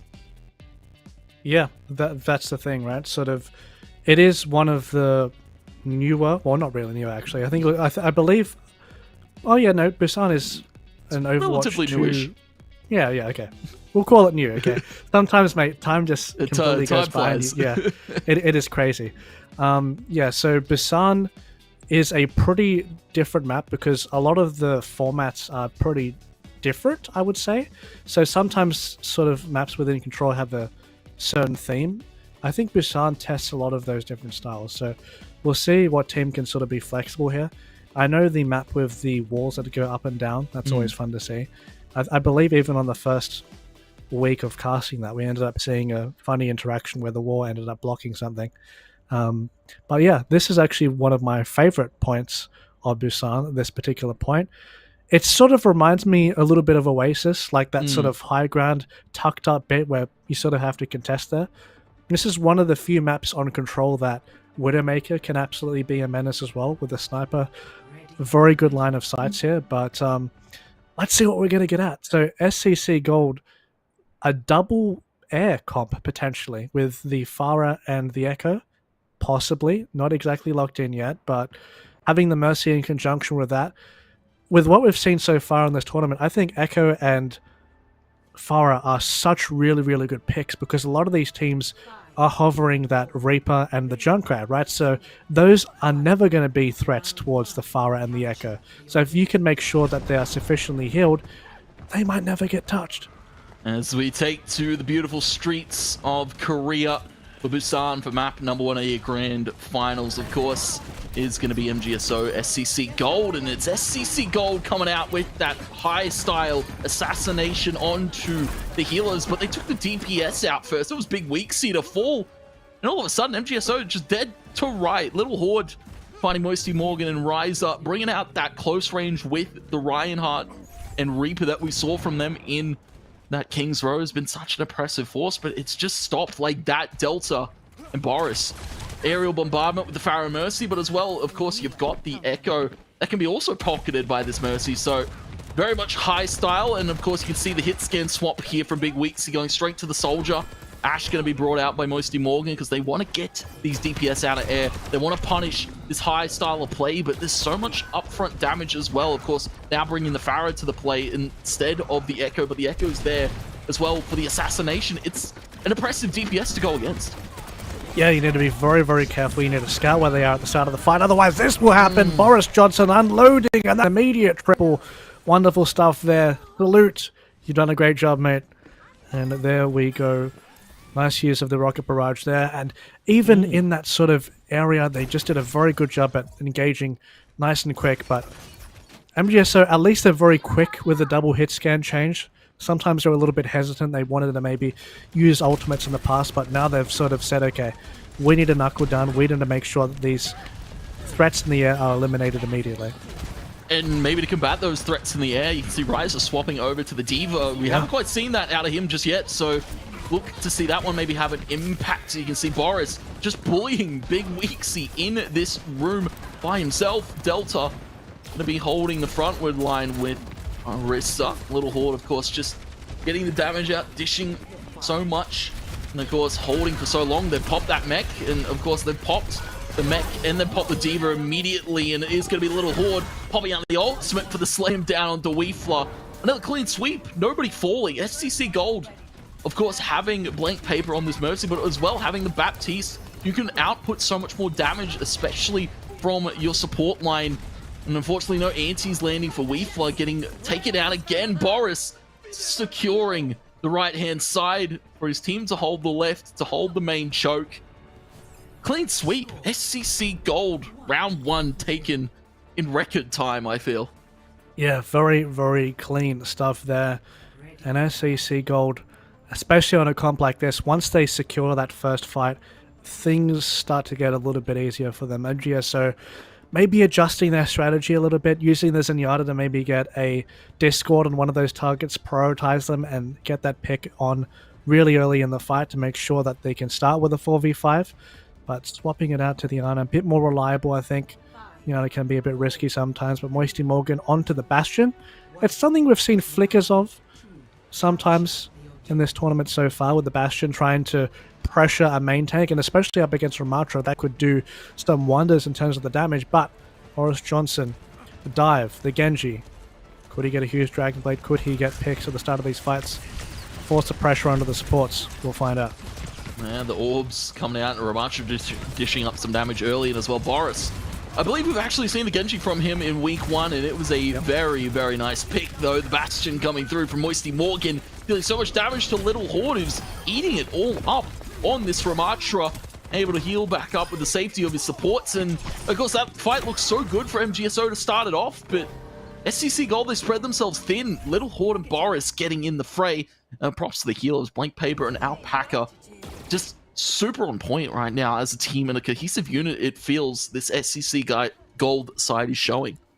Yeah, for sure. And you need to be really, really careful, because if you invest that healing onto the anti-healing onto the Ramatra, you could take him down quickly, but you may not have the sufficient peel to, you know, help yourself if Genji dives on you. So you need to make that quick decision. It's just the hard thing about those comps. Nice anti-heal onto the Echo as well, but will be refreshed up from Baptiste. And SCC Gold getting in a little bit more of a defensive position here, but still their healers doing a great job of topping them up. Yeah, it's also interesting to see that SCC Gold, of course, it's Boris being the kind of upfront playmaker, trying to assassinate some of these front lines, where normally you see it was Deltra, normally you see it's Echo that goes for these picks. The Dragon Blade comes out, Boris flies through the air, but only able to find one good grenade back from Weefla. But Little Horde still alive on this Ramatra, stabilizing this point for just a little bit more to get themselves to half, and Moisty Morgan not quite having the impact you want on this Reaper, especially with Little Horde being such a threat in these shields, and especially taking so much damage from this Reaper. Nobody getting assassinated. Deltra swapping to the Shazorn, and it's going to be a quick pick on a Weefla, and it is going to be the push back. The Death Blossom, though, to find three members. The turret 2 falls, and Moisty Morgan puts the stand back. MGSO, they could have lost that point if that Reaper ult didn't come out so well. Wow. That is a 5k, by the way. Congrats to Moisty Morgan. That is a way you get back onto the point. Great job, mate. Claps for you. And gonna need some more plays like that if you want to stand up against SCC Gold being one down in this situation. They do have some ultimates left here, Orisa to be used, but Big Weeksy, there we go. That's what you want to see. These picks at the start of the fight, but the resurrection there, that's a freebie. That's a freebie, and of course you've got 4 ultimates charged here for MGSO. They can make a stand super well. Little Horde is going to be popping that one. It is going to be the tire, though, from Big Weeksy. We haven't seen big tires in quite a while. And it's going to be a triple. Takes both healers out. MGSO, they've found their stand to work with. They're looking to cap back this point and make it 1-1. As we go to 70%. SCC Gold, they've got a few ultimates of their own to work with. MGSO expended a lot to hold that one down. Because SCC Gold could look to punish it. The Valkyrie out here for blank paper. Yeah, that was right at the start of the fight, so looking to keep them topped up as they go in, and that's a wonderful shot, eliminating Moisty Morgan as well. That's a great one to get at the start of the fight, doing a great deal to Mercy, using the grenade to try and zone off the members of the enemy team, but Boris Johnson nearly has a rocket barrage. We've seen what he's done with this before. If he can get the pick on the side, nice. That's huge there, and there comes the rocket barrage you want to see. Little Horde swapping to the Zarya to keep his teammates alive with the shields, and beautiful play from Boris to bounce back there. You saw it. He was so patient with that rocket barrage. Just wanted to find the most impact he could with that one, and it was definitely when they needed it most. Brongus taken out early. And of course, Rez, a teammate, MGSO. Now, stabilize back and look to push on. 97% though, very much a great hold. And SCC Gold kind of need to do the same, and they are needing to hold on to the Pharah. Mercy will fall, so it's just Pharah of the duo.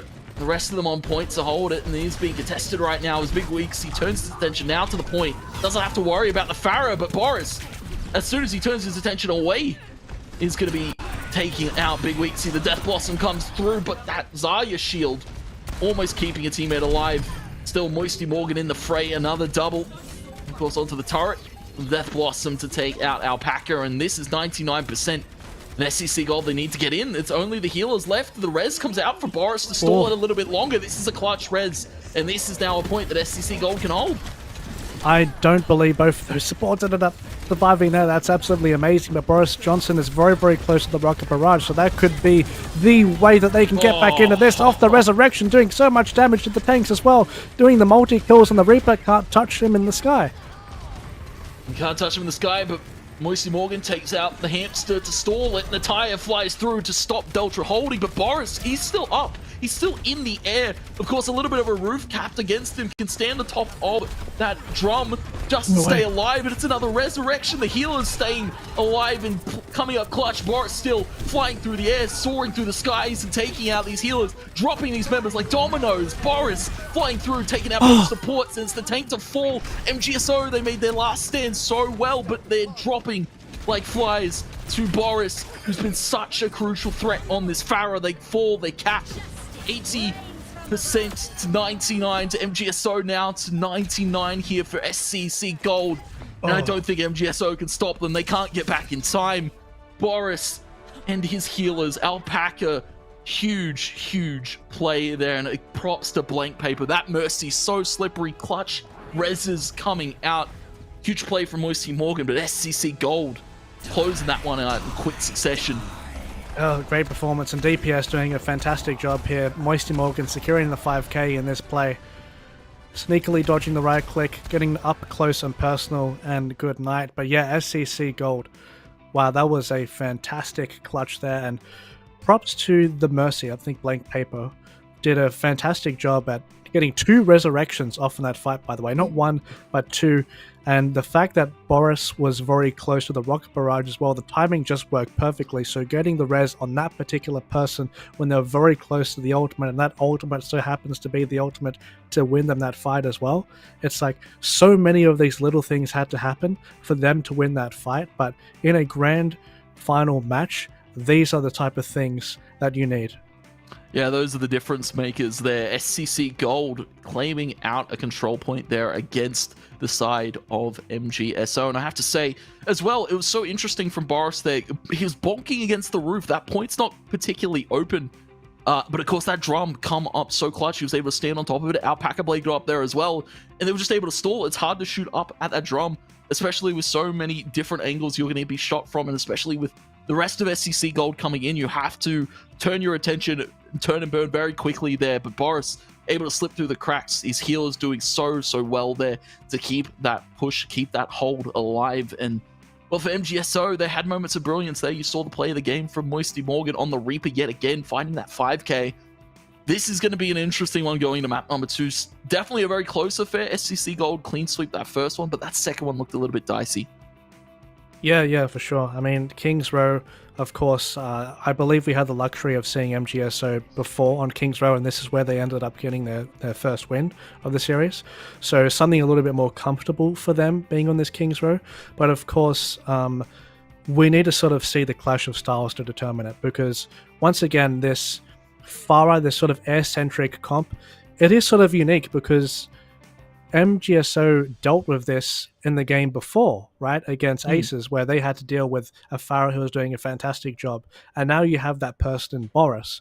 So they're familiar with this air-centric playstyle, but it's sort of about thinking, how do we adapt to this? Are we going to get 2 people to play the hit scans, or are we going to continue to go our regular comp and sort of fight with what we know and what is best, right? So it's difficult. Let's see what they choose to use in this situation. But MGSO, here we go. A little bit more of a defense-oriented comp here. Seeing a Kariko as well. We haven't really seen too much Kariko. Oh, there we go. Never mind. I hushed it away, apparently. You hushed it away, and I thought... and the May as well. Oh, man, no defense. They're going back to the offensive, and you can't really blame them. I especially saw, that game from Kings Row from MGSO that we got to see. Moisty Morgan getting up on that height, holding those Death Blossoms so well, and of course charging him up super quickly. Of course, that that fight, that choke that they took, then he went to 85% just like that, almost had a Death Blossom up. That's what you want to see. Big Weeksy with that grenade, looking to fly out on height. But Hanzo is an interesting pick from Delta.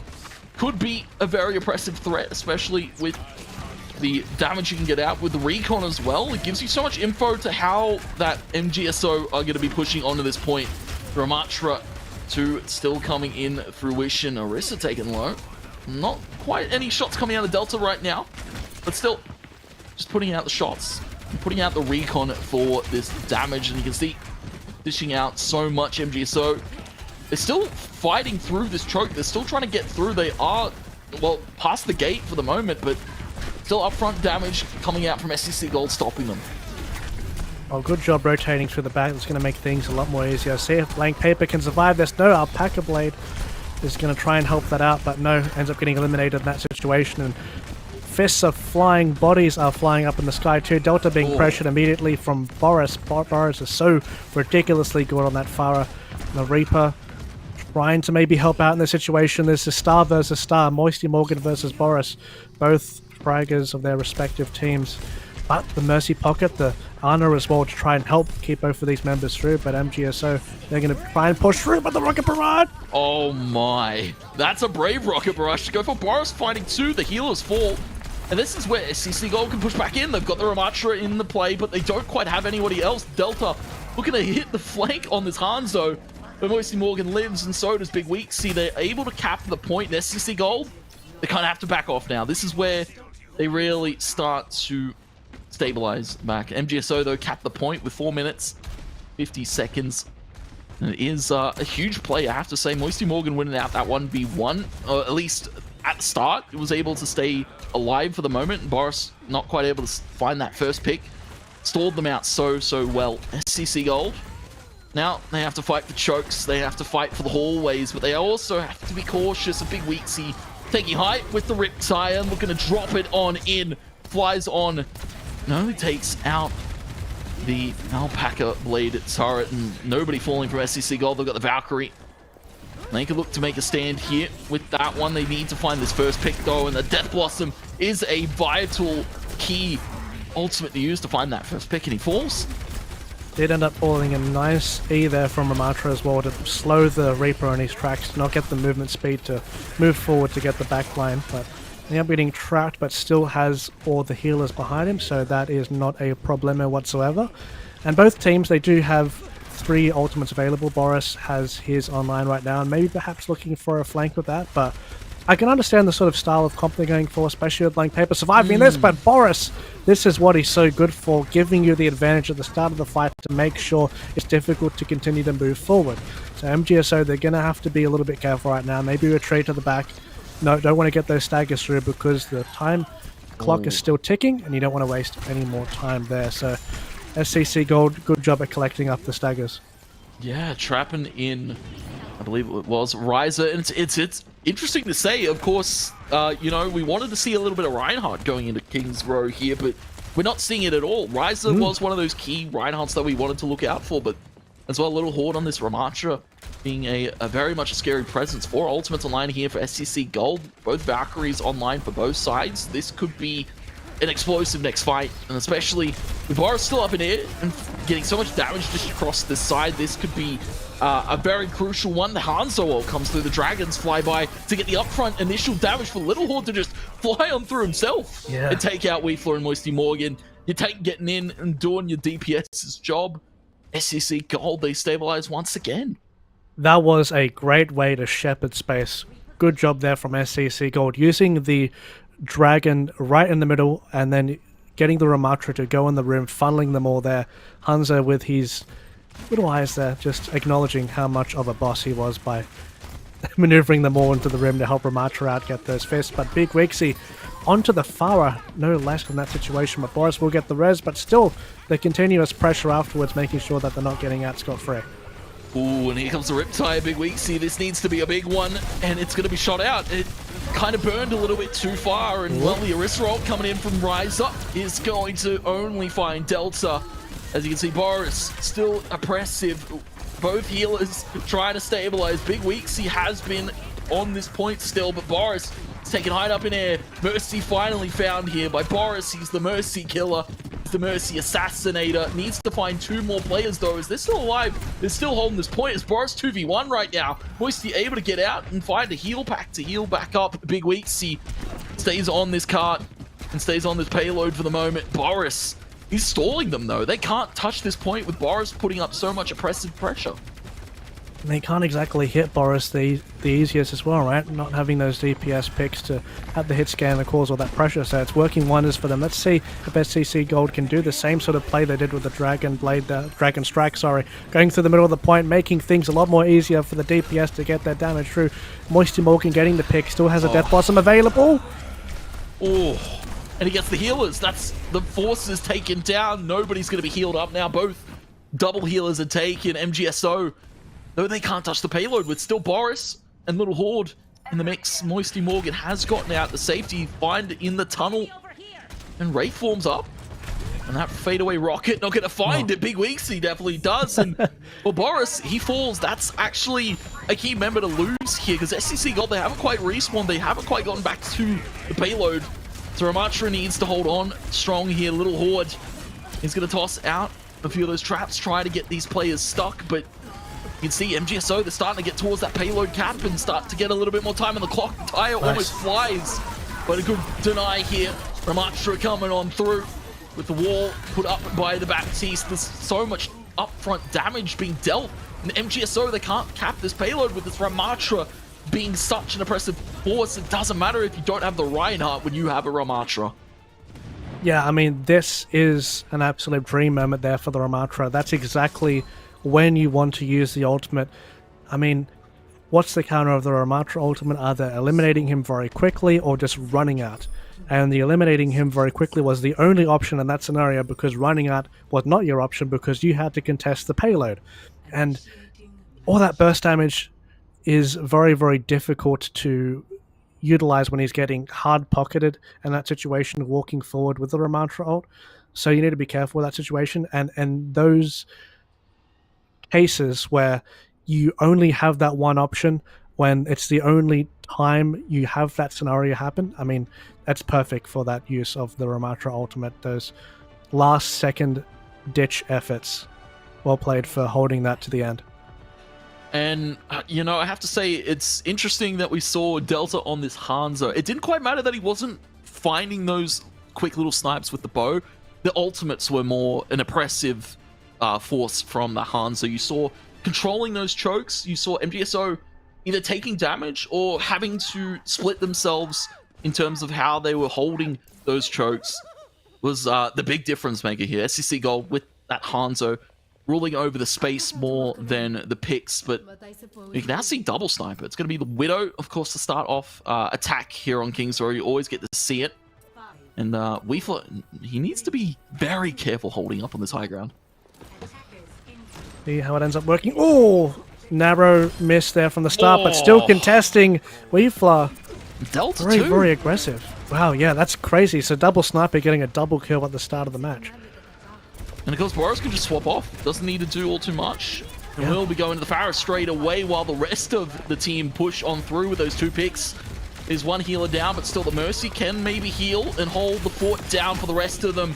Bo comes through. Delta coming up huge with these shots right now as they're funneled into that little room. And Boris onto this Pharaoh can now just dish out so much damage as they try to swing from the doors. We do see a half cap. We do see 66 now, 70-something% here on this point. Well, you can see MGSO, they're stabilizing. They've got the reses coming through. Blank Paper to get Little Horde back into the mix. And on Blank Paper to fall, Boris Johnson needs to come big here. Needs to find the shots. 90% to the Rocket Barrage, but he's the only one left contesting this point. MGSO, they come back. And they stop them.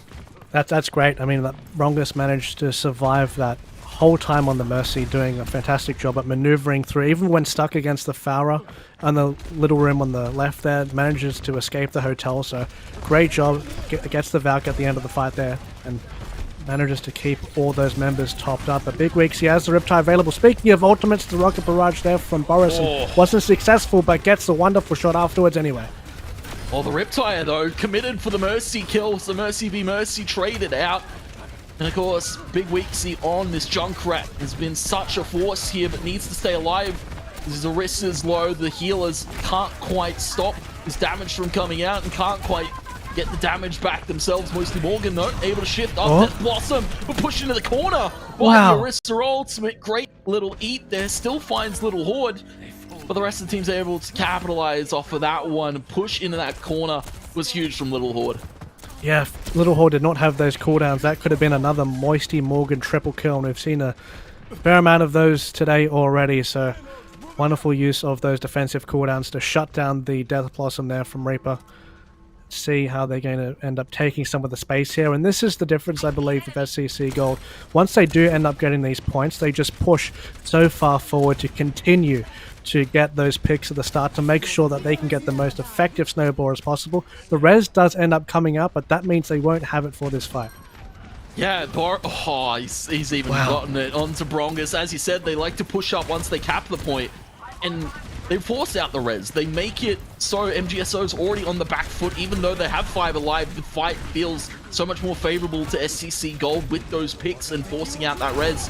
The Dragon is going to come on through just to get that little bit more further forward. Boris is still pushing up, getting the damage in, and Justice reigns from above as Boris finding more and more picks for SCC Gold. There's no matter Moisty Morgan. He's able to get out, get into the room, gets a heal, but, well, Blank Paper's not going to expect it, but Boris definitely still knows and has his number. MGSO, they need to keep Moisty Morgan alive, but there's no contest to come through. Little Horde finds it. And this is MGSO's last stand. They drop onto the point. Big Weeks, he falls immediately, and they're forced off completely. Clean sweep of King's Row for SCC Gold. Clutch stuff from SCC Gold. Wonderful execution with what they were going for there with the double sniper at the start, especially adapting to it. Little Horde will get the play of the game, and those are massive eyes, and those certainly suit Ramatra. Yeah, this is, I believe, the Ramatra ult you were talking about. Oh, yep. No, it is definitely in this choke. He was able to push forward, and of course, find these picks. No, there's definitely a different fight, but yeah, you got the picks nevertheless, showing that you can play so aggressive with that Ramatra. And I have to say, I give credit to Little Horde, showing flexibility in the tank picks there. You saw an impressive Ramatra play there in that first round, and then went over to the Arrest of a second, and of course, pitting that Reaper against the wall was a massive play. Moisty Morgan could have got away with 3, as he said, and that could have been the point stopped there by the side of MGSO. But SCC Gold, they hold strong. They cap another game on their belt. That's 2-0. They just need one more, and this is a clean sweep of the grand finals. That is true, that is true. And SCC Gold have done a fantastic job at just having these massive clutch moments, right? Because we've had plenty of times within the game where it sort of seems neck and neck, but just these small moments where SCC Gold, they just acknowledge that there's one way to win this, and we're going to go for that one way to win it, and they execute on it, right? I mean, with creative ways to sort of enter onto the point as well, with that double sniper at the start, getting the pick at the start with the Widowmaker, then switching onto the Pharah, trying to mix things up a little bit. So they're very, very good at trying to condition the opponents and play that mind game, right? But either way, I mean, despite the scoreline, there has been a lot of back and forth between both of these teams. I just feel like SCC Gold, when it actually matters, they are better at putting the nail in the coffin. Yeah, they're better executing at their plans, and especially I thought, that Ana was going to live. It was a little bit of a left-right and a little bit of a dodge and sweep, but of course, able to find that snipe, capitalizing immediately off that pick too. They got the second with the Hanzo. Immediately, you saw Boris straight back to spawn, straight to the Pharah while his team was running in. Very much knew what they wanted to do going into that one. SCC Gold capitalizing on their plans, coming out on top on King's Row. And, well, it'll be interesting to see whether we can see MGSO bounce back and take us to a push map, because we haven't seen a push map at all this evening yet. So MGSO, we're praying for it. And, of course, the side of SCC Gold, they're looking for that sweep. Yeah, it's true. I mean, I suppose what will we see from MGSO in this situation, right?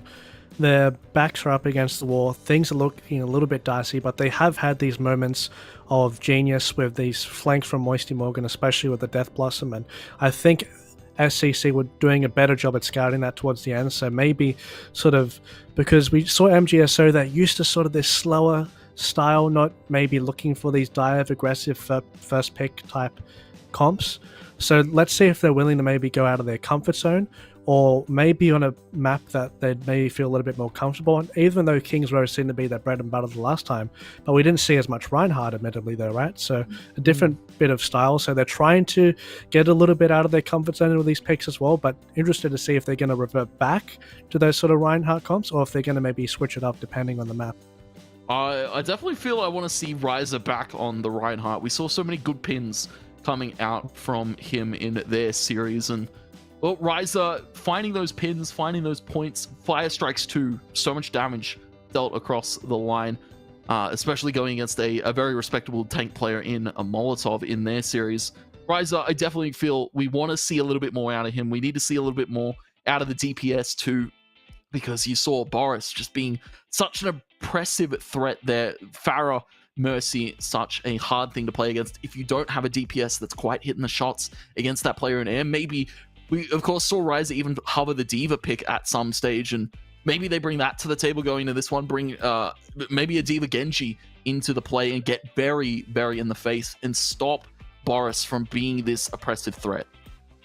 Yeah, it's tough because when you start delegating all these resources into one pick, it's really dependent, right? Because maybe if you do all that, maybe all of a sudden the main tank pops off on the enemy team because you're using everything to deal with the Pharah.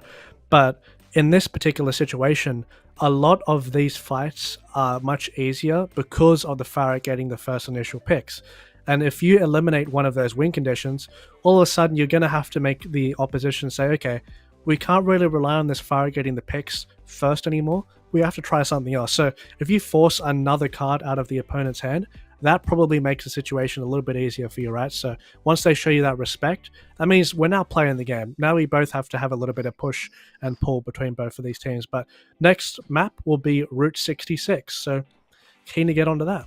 Yeah, that should be actually an interesting map, as you said, because if they do force Boris off of the Pharah, we know he can play the Junkrat.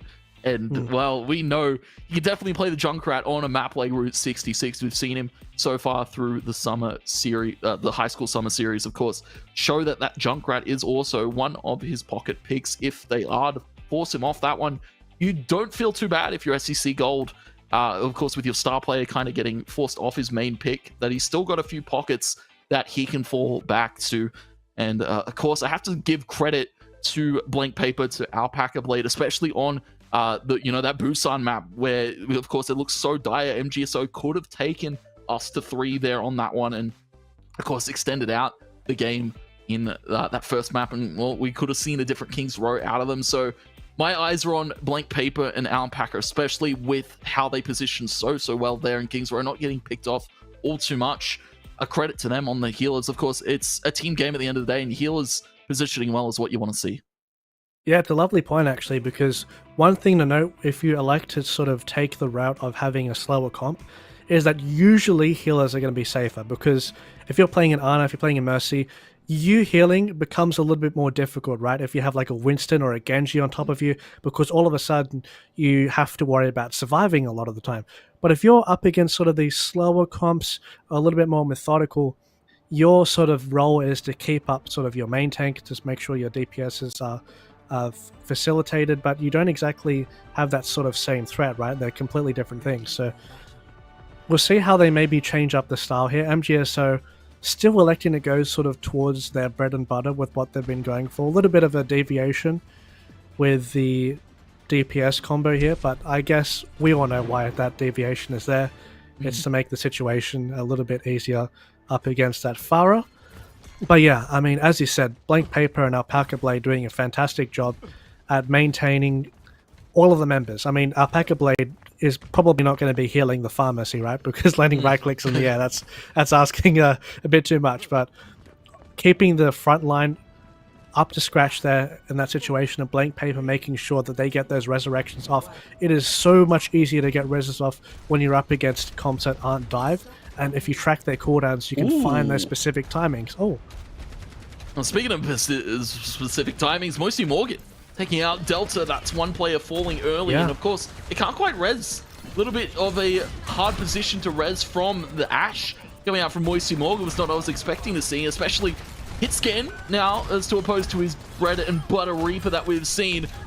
Gonna be taking out the turret. You can see pocketed by the Mercy, getting so much shots out. The grenade flies through, but of course, SCC Gold are stabilizing with the fact that they still have this Pharah Mercy who can hold up on the height, but they can also hold down low. Delta comes back with her vengeance, finding Ryza, finding Brongus, and Moisty Morgan is gonna have to back off.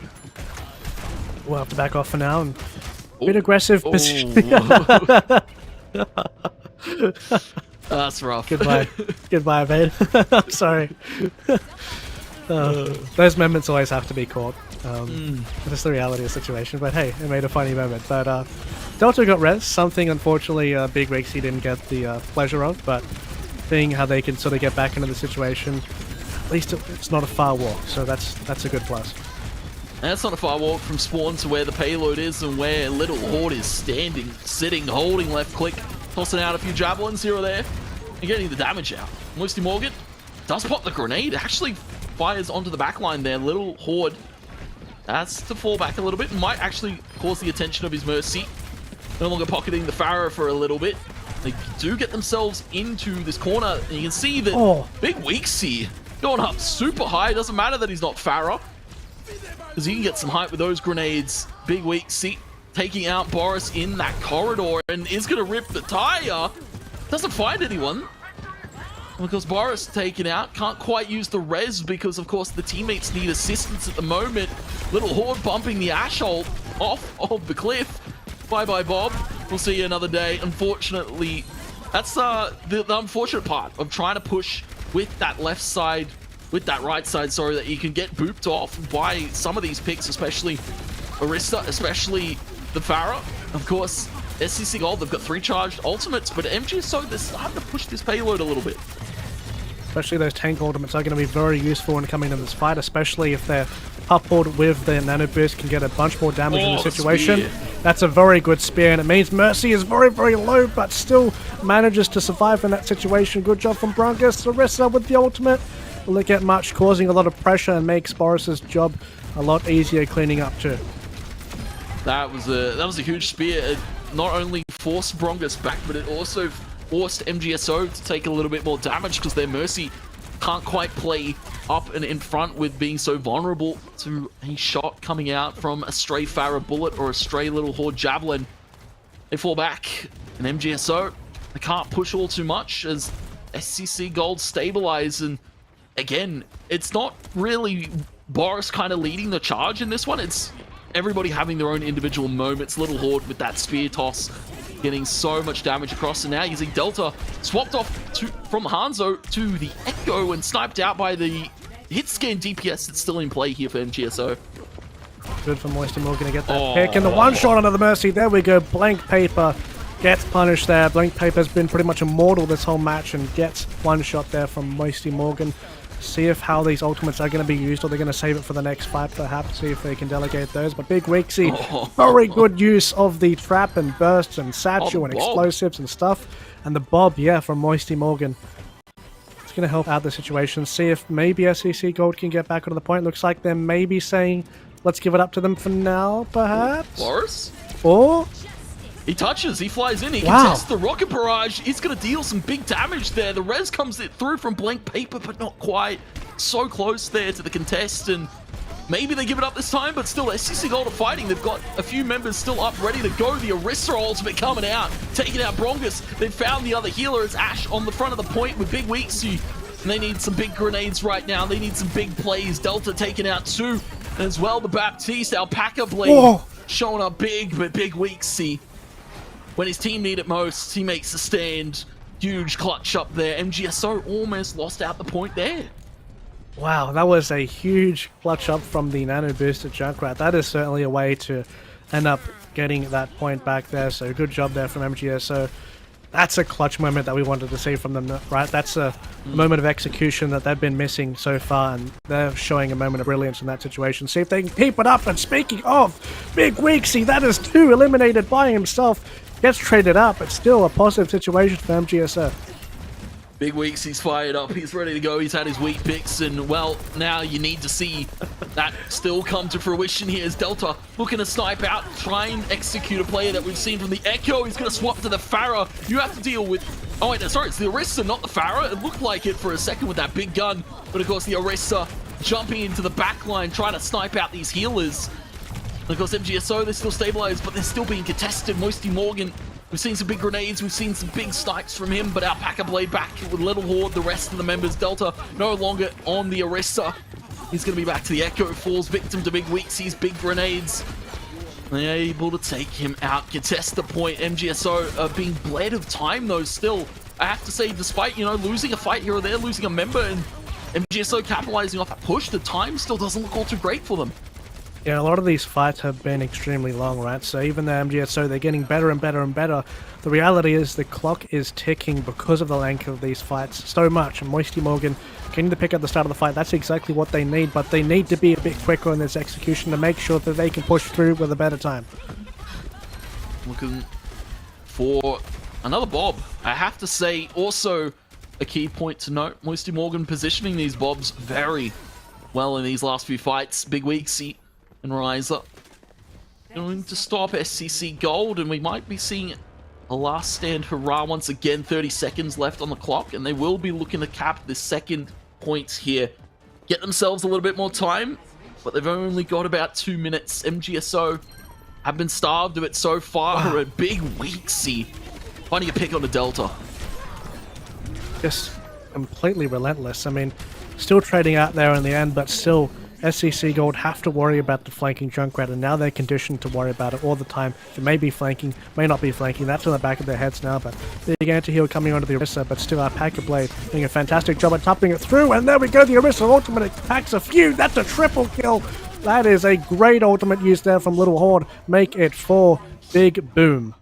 That was definitely not little, that was a big boom, as you say. Huge Orisa ultimate in that choke to stop MGSO, make them stall for time, but it's of course a little walk here. They only just capped that payload point, and you can see now already ready to fight it back. Moisty Morgan finding Little Horde, getting revenge on. He's looking for the healers now onto the backline. Blank Paper needs to be a little bit safer, but you can see Boris also in the backline trying to snipe out these healers, trying to get rid of them. Delta onto the Orisa once again, an interesting pick to go for, as you allow more frontline presence here, especially on the Echo, who's a little bit weaker and will be falling to Moisty Morgan. Big Weeksy again with a big double.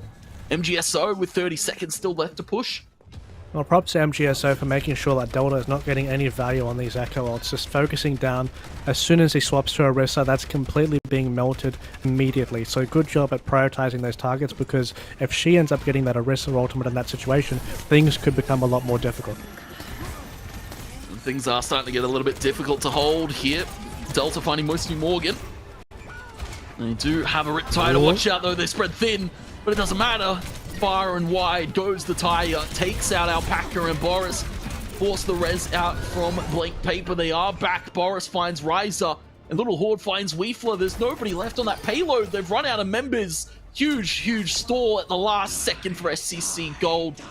Blank Paper able to get the res off to Boris, and Boris coming in swinging as soon as he's back up. Only 2 points capped, 66 meters taken by MGSO and SCC Gold. Now, how do we see them pick here? As we can see, the payload with a different set of eyes, not on the front, it's on the bomb, I believe, on the payload. I'll never get used to it. I don't know. It's look, I like it on the heroes, but on the payload, it's a little bit spooky. I'm not gonna lie. It's a little bit wild, I have to say. Nightmare fuel, as we've already said. But of course, living this nightmare right now, MGSO, they got stalled of so much time, they couldn't quite get that third cap. And SCC Gold, you still feel, of course, a little bit rough holds at the end there, but still, they're ready to fight it. Boris now going to be on the Echo Delta. Over to the Trajan, and you can see the Blink Paper. And, ooh, Alpaca going to the Zen? No, he's gone back to the Baptiste. I was hoping for a second. Unfortunate. But they've really stuck with this healer duo so far, haven't they? They really haven't deviated that with a Mercy Baptiste combo. It's pretty unique, that healer combo, considering the sort of comps that they've been going for too. So just both showing a massive proficiency, making sure that all members are topped up, and especially Blank Paper with those reses doing a good job at making sure that it's using the mobility to get out of the way of MGSO too. But see how this ends up working out for both of these teams here. MGSO doing a very good job at poking down Delta for the time being, but Alpaca topping him up. Yeah, and this is, of course, an interesting swap up here from Boris, showing that he can play the Echo, showing that he is willing to flex a little bit, can still be that assassination key. He takes out the Mercy, Brongus falls, and so much damage being dealt up front here with Delta 2. As you can see, doesn't matter that they don't have the Pharah anymore. It's still the same oppressive pressure being put on by SCC Gold. It's still that same aerial bombardment, and Delta as well, following it up so perfectly. Quick cap from SCC Gold, and maybe a second immediately to that first checkpoint. And look, they're trying to still pressure this choke as they're going in, so this is what SCC Gold do best. It manages to be the tank coming out first, and there we go. Completely deleted immediately. There goes your tank trying to contest the payload. That wants to be the person who's going to be stalling out and making it easier for you, but wow, that is certainly a way to do it. SCC Gold. They don't put the pressure off, do they? They just continuously manage to move forward and make sure that if you are going to come back to that point, you're going to be damaged doing so. I believe I've seen an anime about this. Gas, as we see all foot on the pressure here for SCC Gold. And again, of course, we finally get to see that same kind of style that we saw through map number 1. They cap the point. King's Row as well, we saw it. SCC Gold, they cap the point, and they're immediately looking for the next fight. You can see up on the height, Boris is going to go on to the Reaper. Echo being a versatile pick, and you've already got the Death Blossom going to drop on through, take 3 members. Boris getting a lot more damage too onto the Orisa, sniping it out for almost the 5k, but Boris, doesn't matter, he's not on the Pharah anymore, still aerial bombardment. And those googly eyes, I tell you, on the Echo, a little bit interesting too. The quick work of point number 2 too as well. MGSO, they're going to have to hold this for 5-6 minutes. This is rough. It's going to be a very tough ask, and SCC Gold, once they get that pressure, once they get the momentum, they don't exactly let up. And still, look at all the harassment coming through as they try to go through the choke. Support nearly gets one shot in the process, but the healing is there this time for MGSO. The Orisa rolled again, Little Horde coming on through. Almost gets it. A Death Blossom Riptide to follow suit. Okay, we're throwing everything at this one. Moisty Morgan, big weeksy. MGSO holding it down there, throwing everything. The kitchen sink flying through to stop that from coming through. And of course, the time ticks down a little bit. That's a minute off the clock now for SCC Gold. And MGSO, they could breathe a little bit here, Rack. It does help them out, right? I still have that Acer Sword they could potentially use for this fight, only 10% off, but the Valkyrie has been used. So SCC Gold, they were going to rotate onto the point, but this time they're going to be rotating a lot more healthy, and Moisty Morgan is eliminated, so there goes that frontline threat. Yeah, the Reaper falls, and Delta, he's the high ground threat here. Of course, he is expected to Boris, but Snipe shot big weeks, he falls. Fully charged, looking for another right click onto the Mercy, but Brongus is going to drop, and so is Riser. A little bit less of time on the clock than we were expecting a sweep, but it's still 4 minutes for MGSO to stop this push coming through. 66 meters, they almost got the full cap. MGSO, though, to make their final stand here. SCC Gold, they've already won 2 maps. Boris has already taken out Big Weeksy. This is getting rough. This is looking scary. The res is forced out. Boris and the rest of SCC Gold, again, not letting up the pressure. And these are going to have to be some big fights won by MGSO. They do have the Riser ultimate online, but of course he's extremely low, taking so much upfront damage, it's hard to soak it up with so much coming out. Delta taking Big Weeksy. SCC Gold looking to make their final push on. SCC Gold doing a very, very good job at taking advantage of the staggers, making sure that MGSO don't get a clear view of this point whatsoever. They are not inside of it. That is a great spear from Little Horde, showing the DPS potential when a main tank player. Fantastic mechanics, and there we go there. So close to the payload, might have another contest here for MGSO, but eliminated at the very last second. The Orisa rolled to the zone, and there we go. SCC Gold finish it in 3. Quick, clean sweep. That last one, Route 66, was rough. It could have gone to anybody. Play of the game, though, goes to Little Horde. I remember it has to be, yep, this hold in the choke. That Orisa ult was so clutch, installing that time out from MGSO. When you can see it was play from everybody. SCC Gold, you couldn't really highlight just Boris in that last game. It was Delta, it was Little Horde, it was the healers again, positioning so well. Alpaca and Blank Paper showing so much flexibility in how they want to take these fights and how they want to stay alive. MGSO bled out at every avenue. SCC Gold 3-0 in the series. Yeah, it was a fantastic performance.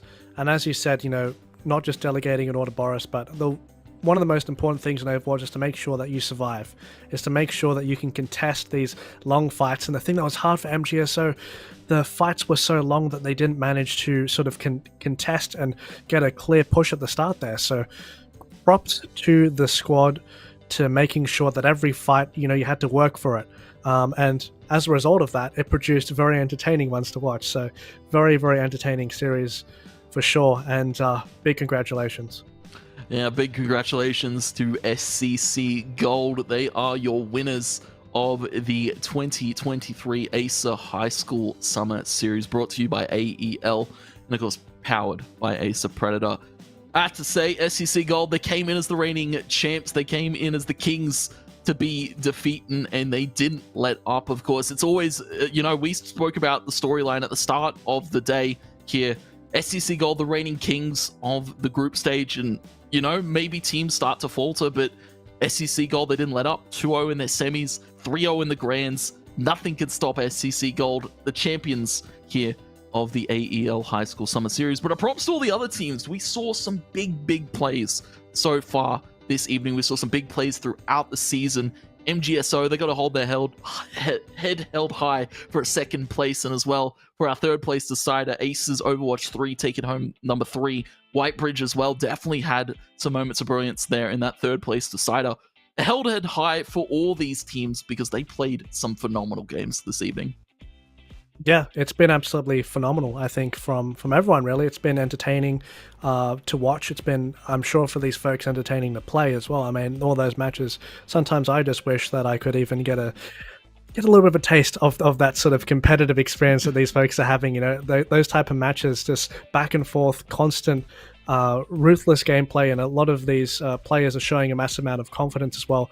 And this is the type of experience that they need to further improve themselves. And throughout only one tournament, these guys have shown a massive amount of improvement already. So massive pat on the back, because these players are definitely showing a massive amount of potential and showing a great amount of mechanical ability, managing to sort of problem solve on the fly. So fantastic job to all of these competing players in this tournament.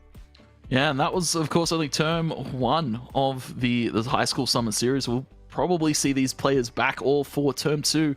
And of course, that gets a little bit more interesting. We get to see some rivalries also start to convert there. But of course, that is it. That is the high school summer series brought to you by Acer Predator. Done, wrapped. Of course, don't forget to follow all the socials for all the announcements, all the clips, all the crazy highlight plays, and all the streams to tune into. Of course, a shout out to you, Rack, for joining me this evening. A shout out to our production as well, Strategiza, showing up. So many cool angles there. Of course, we got to see some really, really cool things here for our April Fool's patch here for Overwatch. I believe one of the only broadcasts that's happening at the moment for that patch. And of course, a shout out to you all at home for joining us in the streams this evening. And as well, we'll see you next term for more Acer High School Cup. But of course, we want to shout out our sponsors here before we wrap it up. Rack, take us away with all our lovely sponsors. All right, so first one up is the Acer Australia, so the presenting partner of our high school summer series to provide technology solutions for all your needs in the classroom and at home. The second one, Predator Gaming, the gaming PC partner. If you want to make your PC go that little bit next step in terms of your gaming level, focused in that sort of solution for both laptop, desktop formats powered by Intel. Tony, the rest are yours. The rest mine, of course. We've got AOC with the gaming monitor partner who provide the best in-class monitor solutions for all your gaming needs, whether you're at home, in the office, anything you need monitor-wise. AOC have you covered. And as well, Game on Cancer, a charity of choice for the AEL who provide much-needed cancer research projects, funded, of course, with the AEL donating a portion of the student participation fees to this life-saving cause. If you want to donate as well, get your last donations in. Please head to the AEL's Tiltify campaign page to get your donations in. So support the life-saving cause that Game on Cancer provide. And of course, well, Rack, that was an interesting finish to our term. Quick, clean games from SCC Gold. And of course, we want to shout out you all for joining. Thank you for watching, and we'll catch you back for more next time.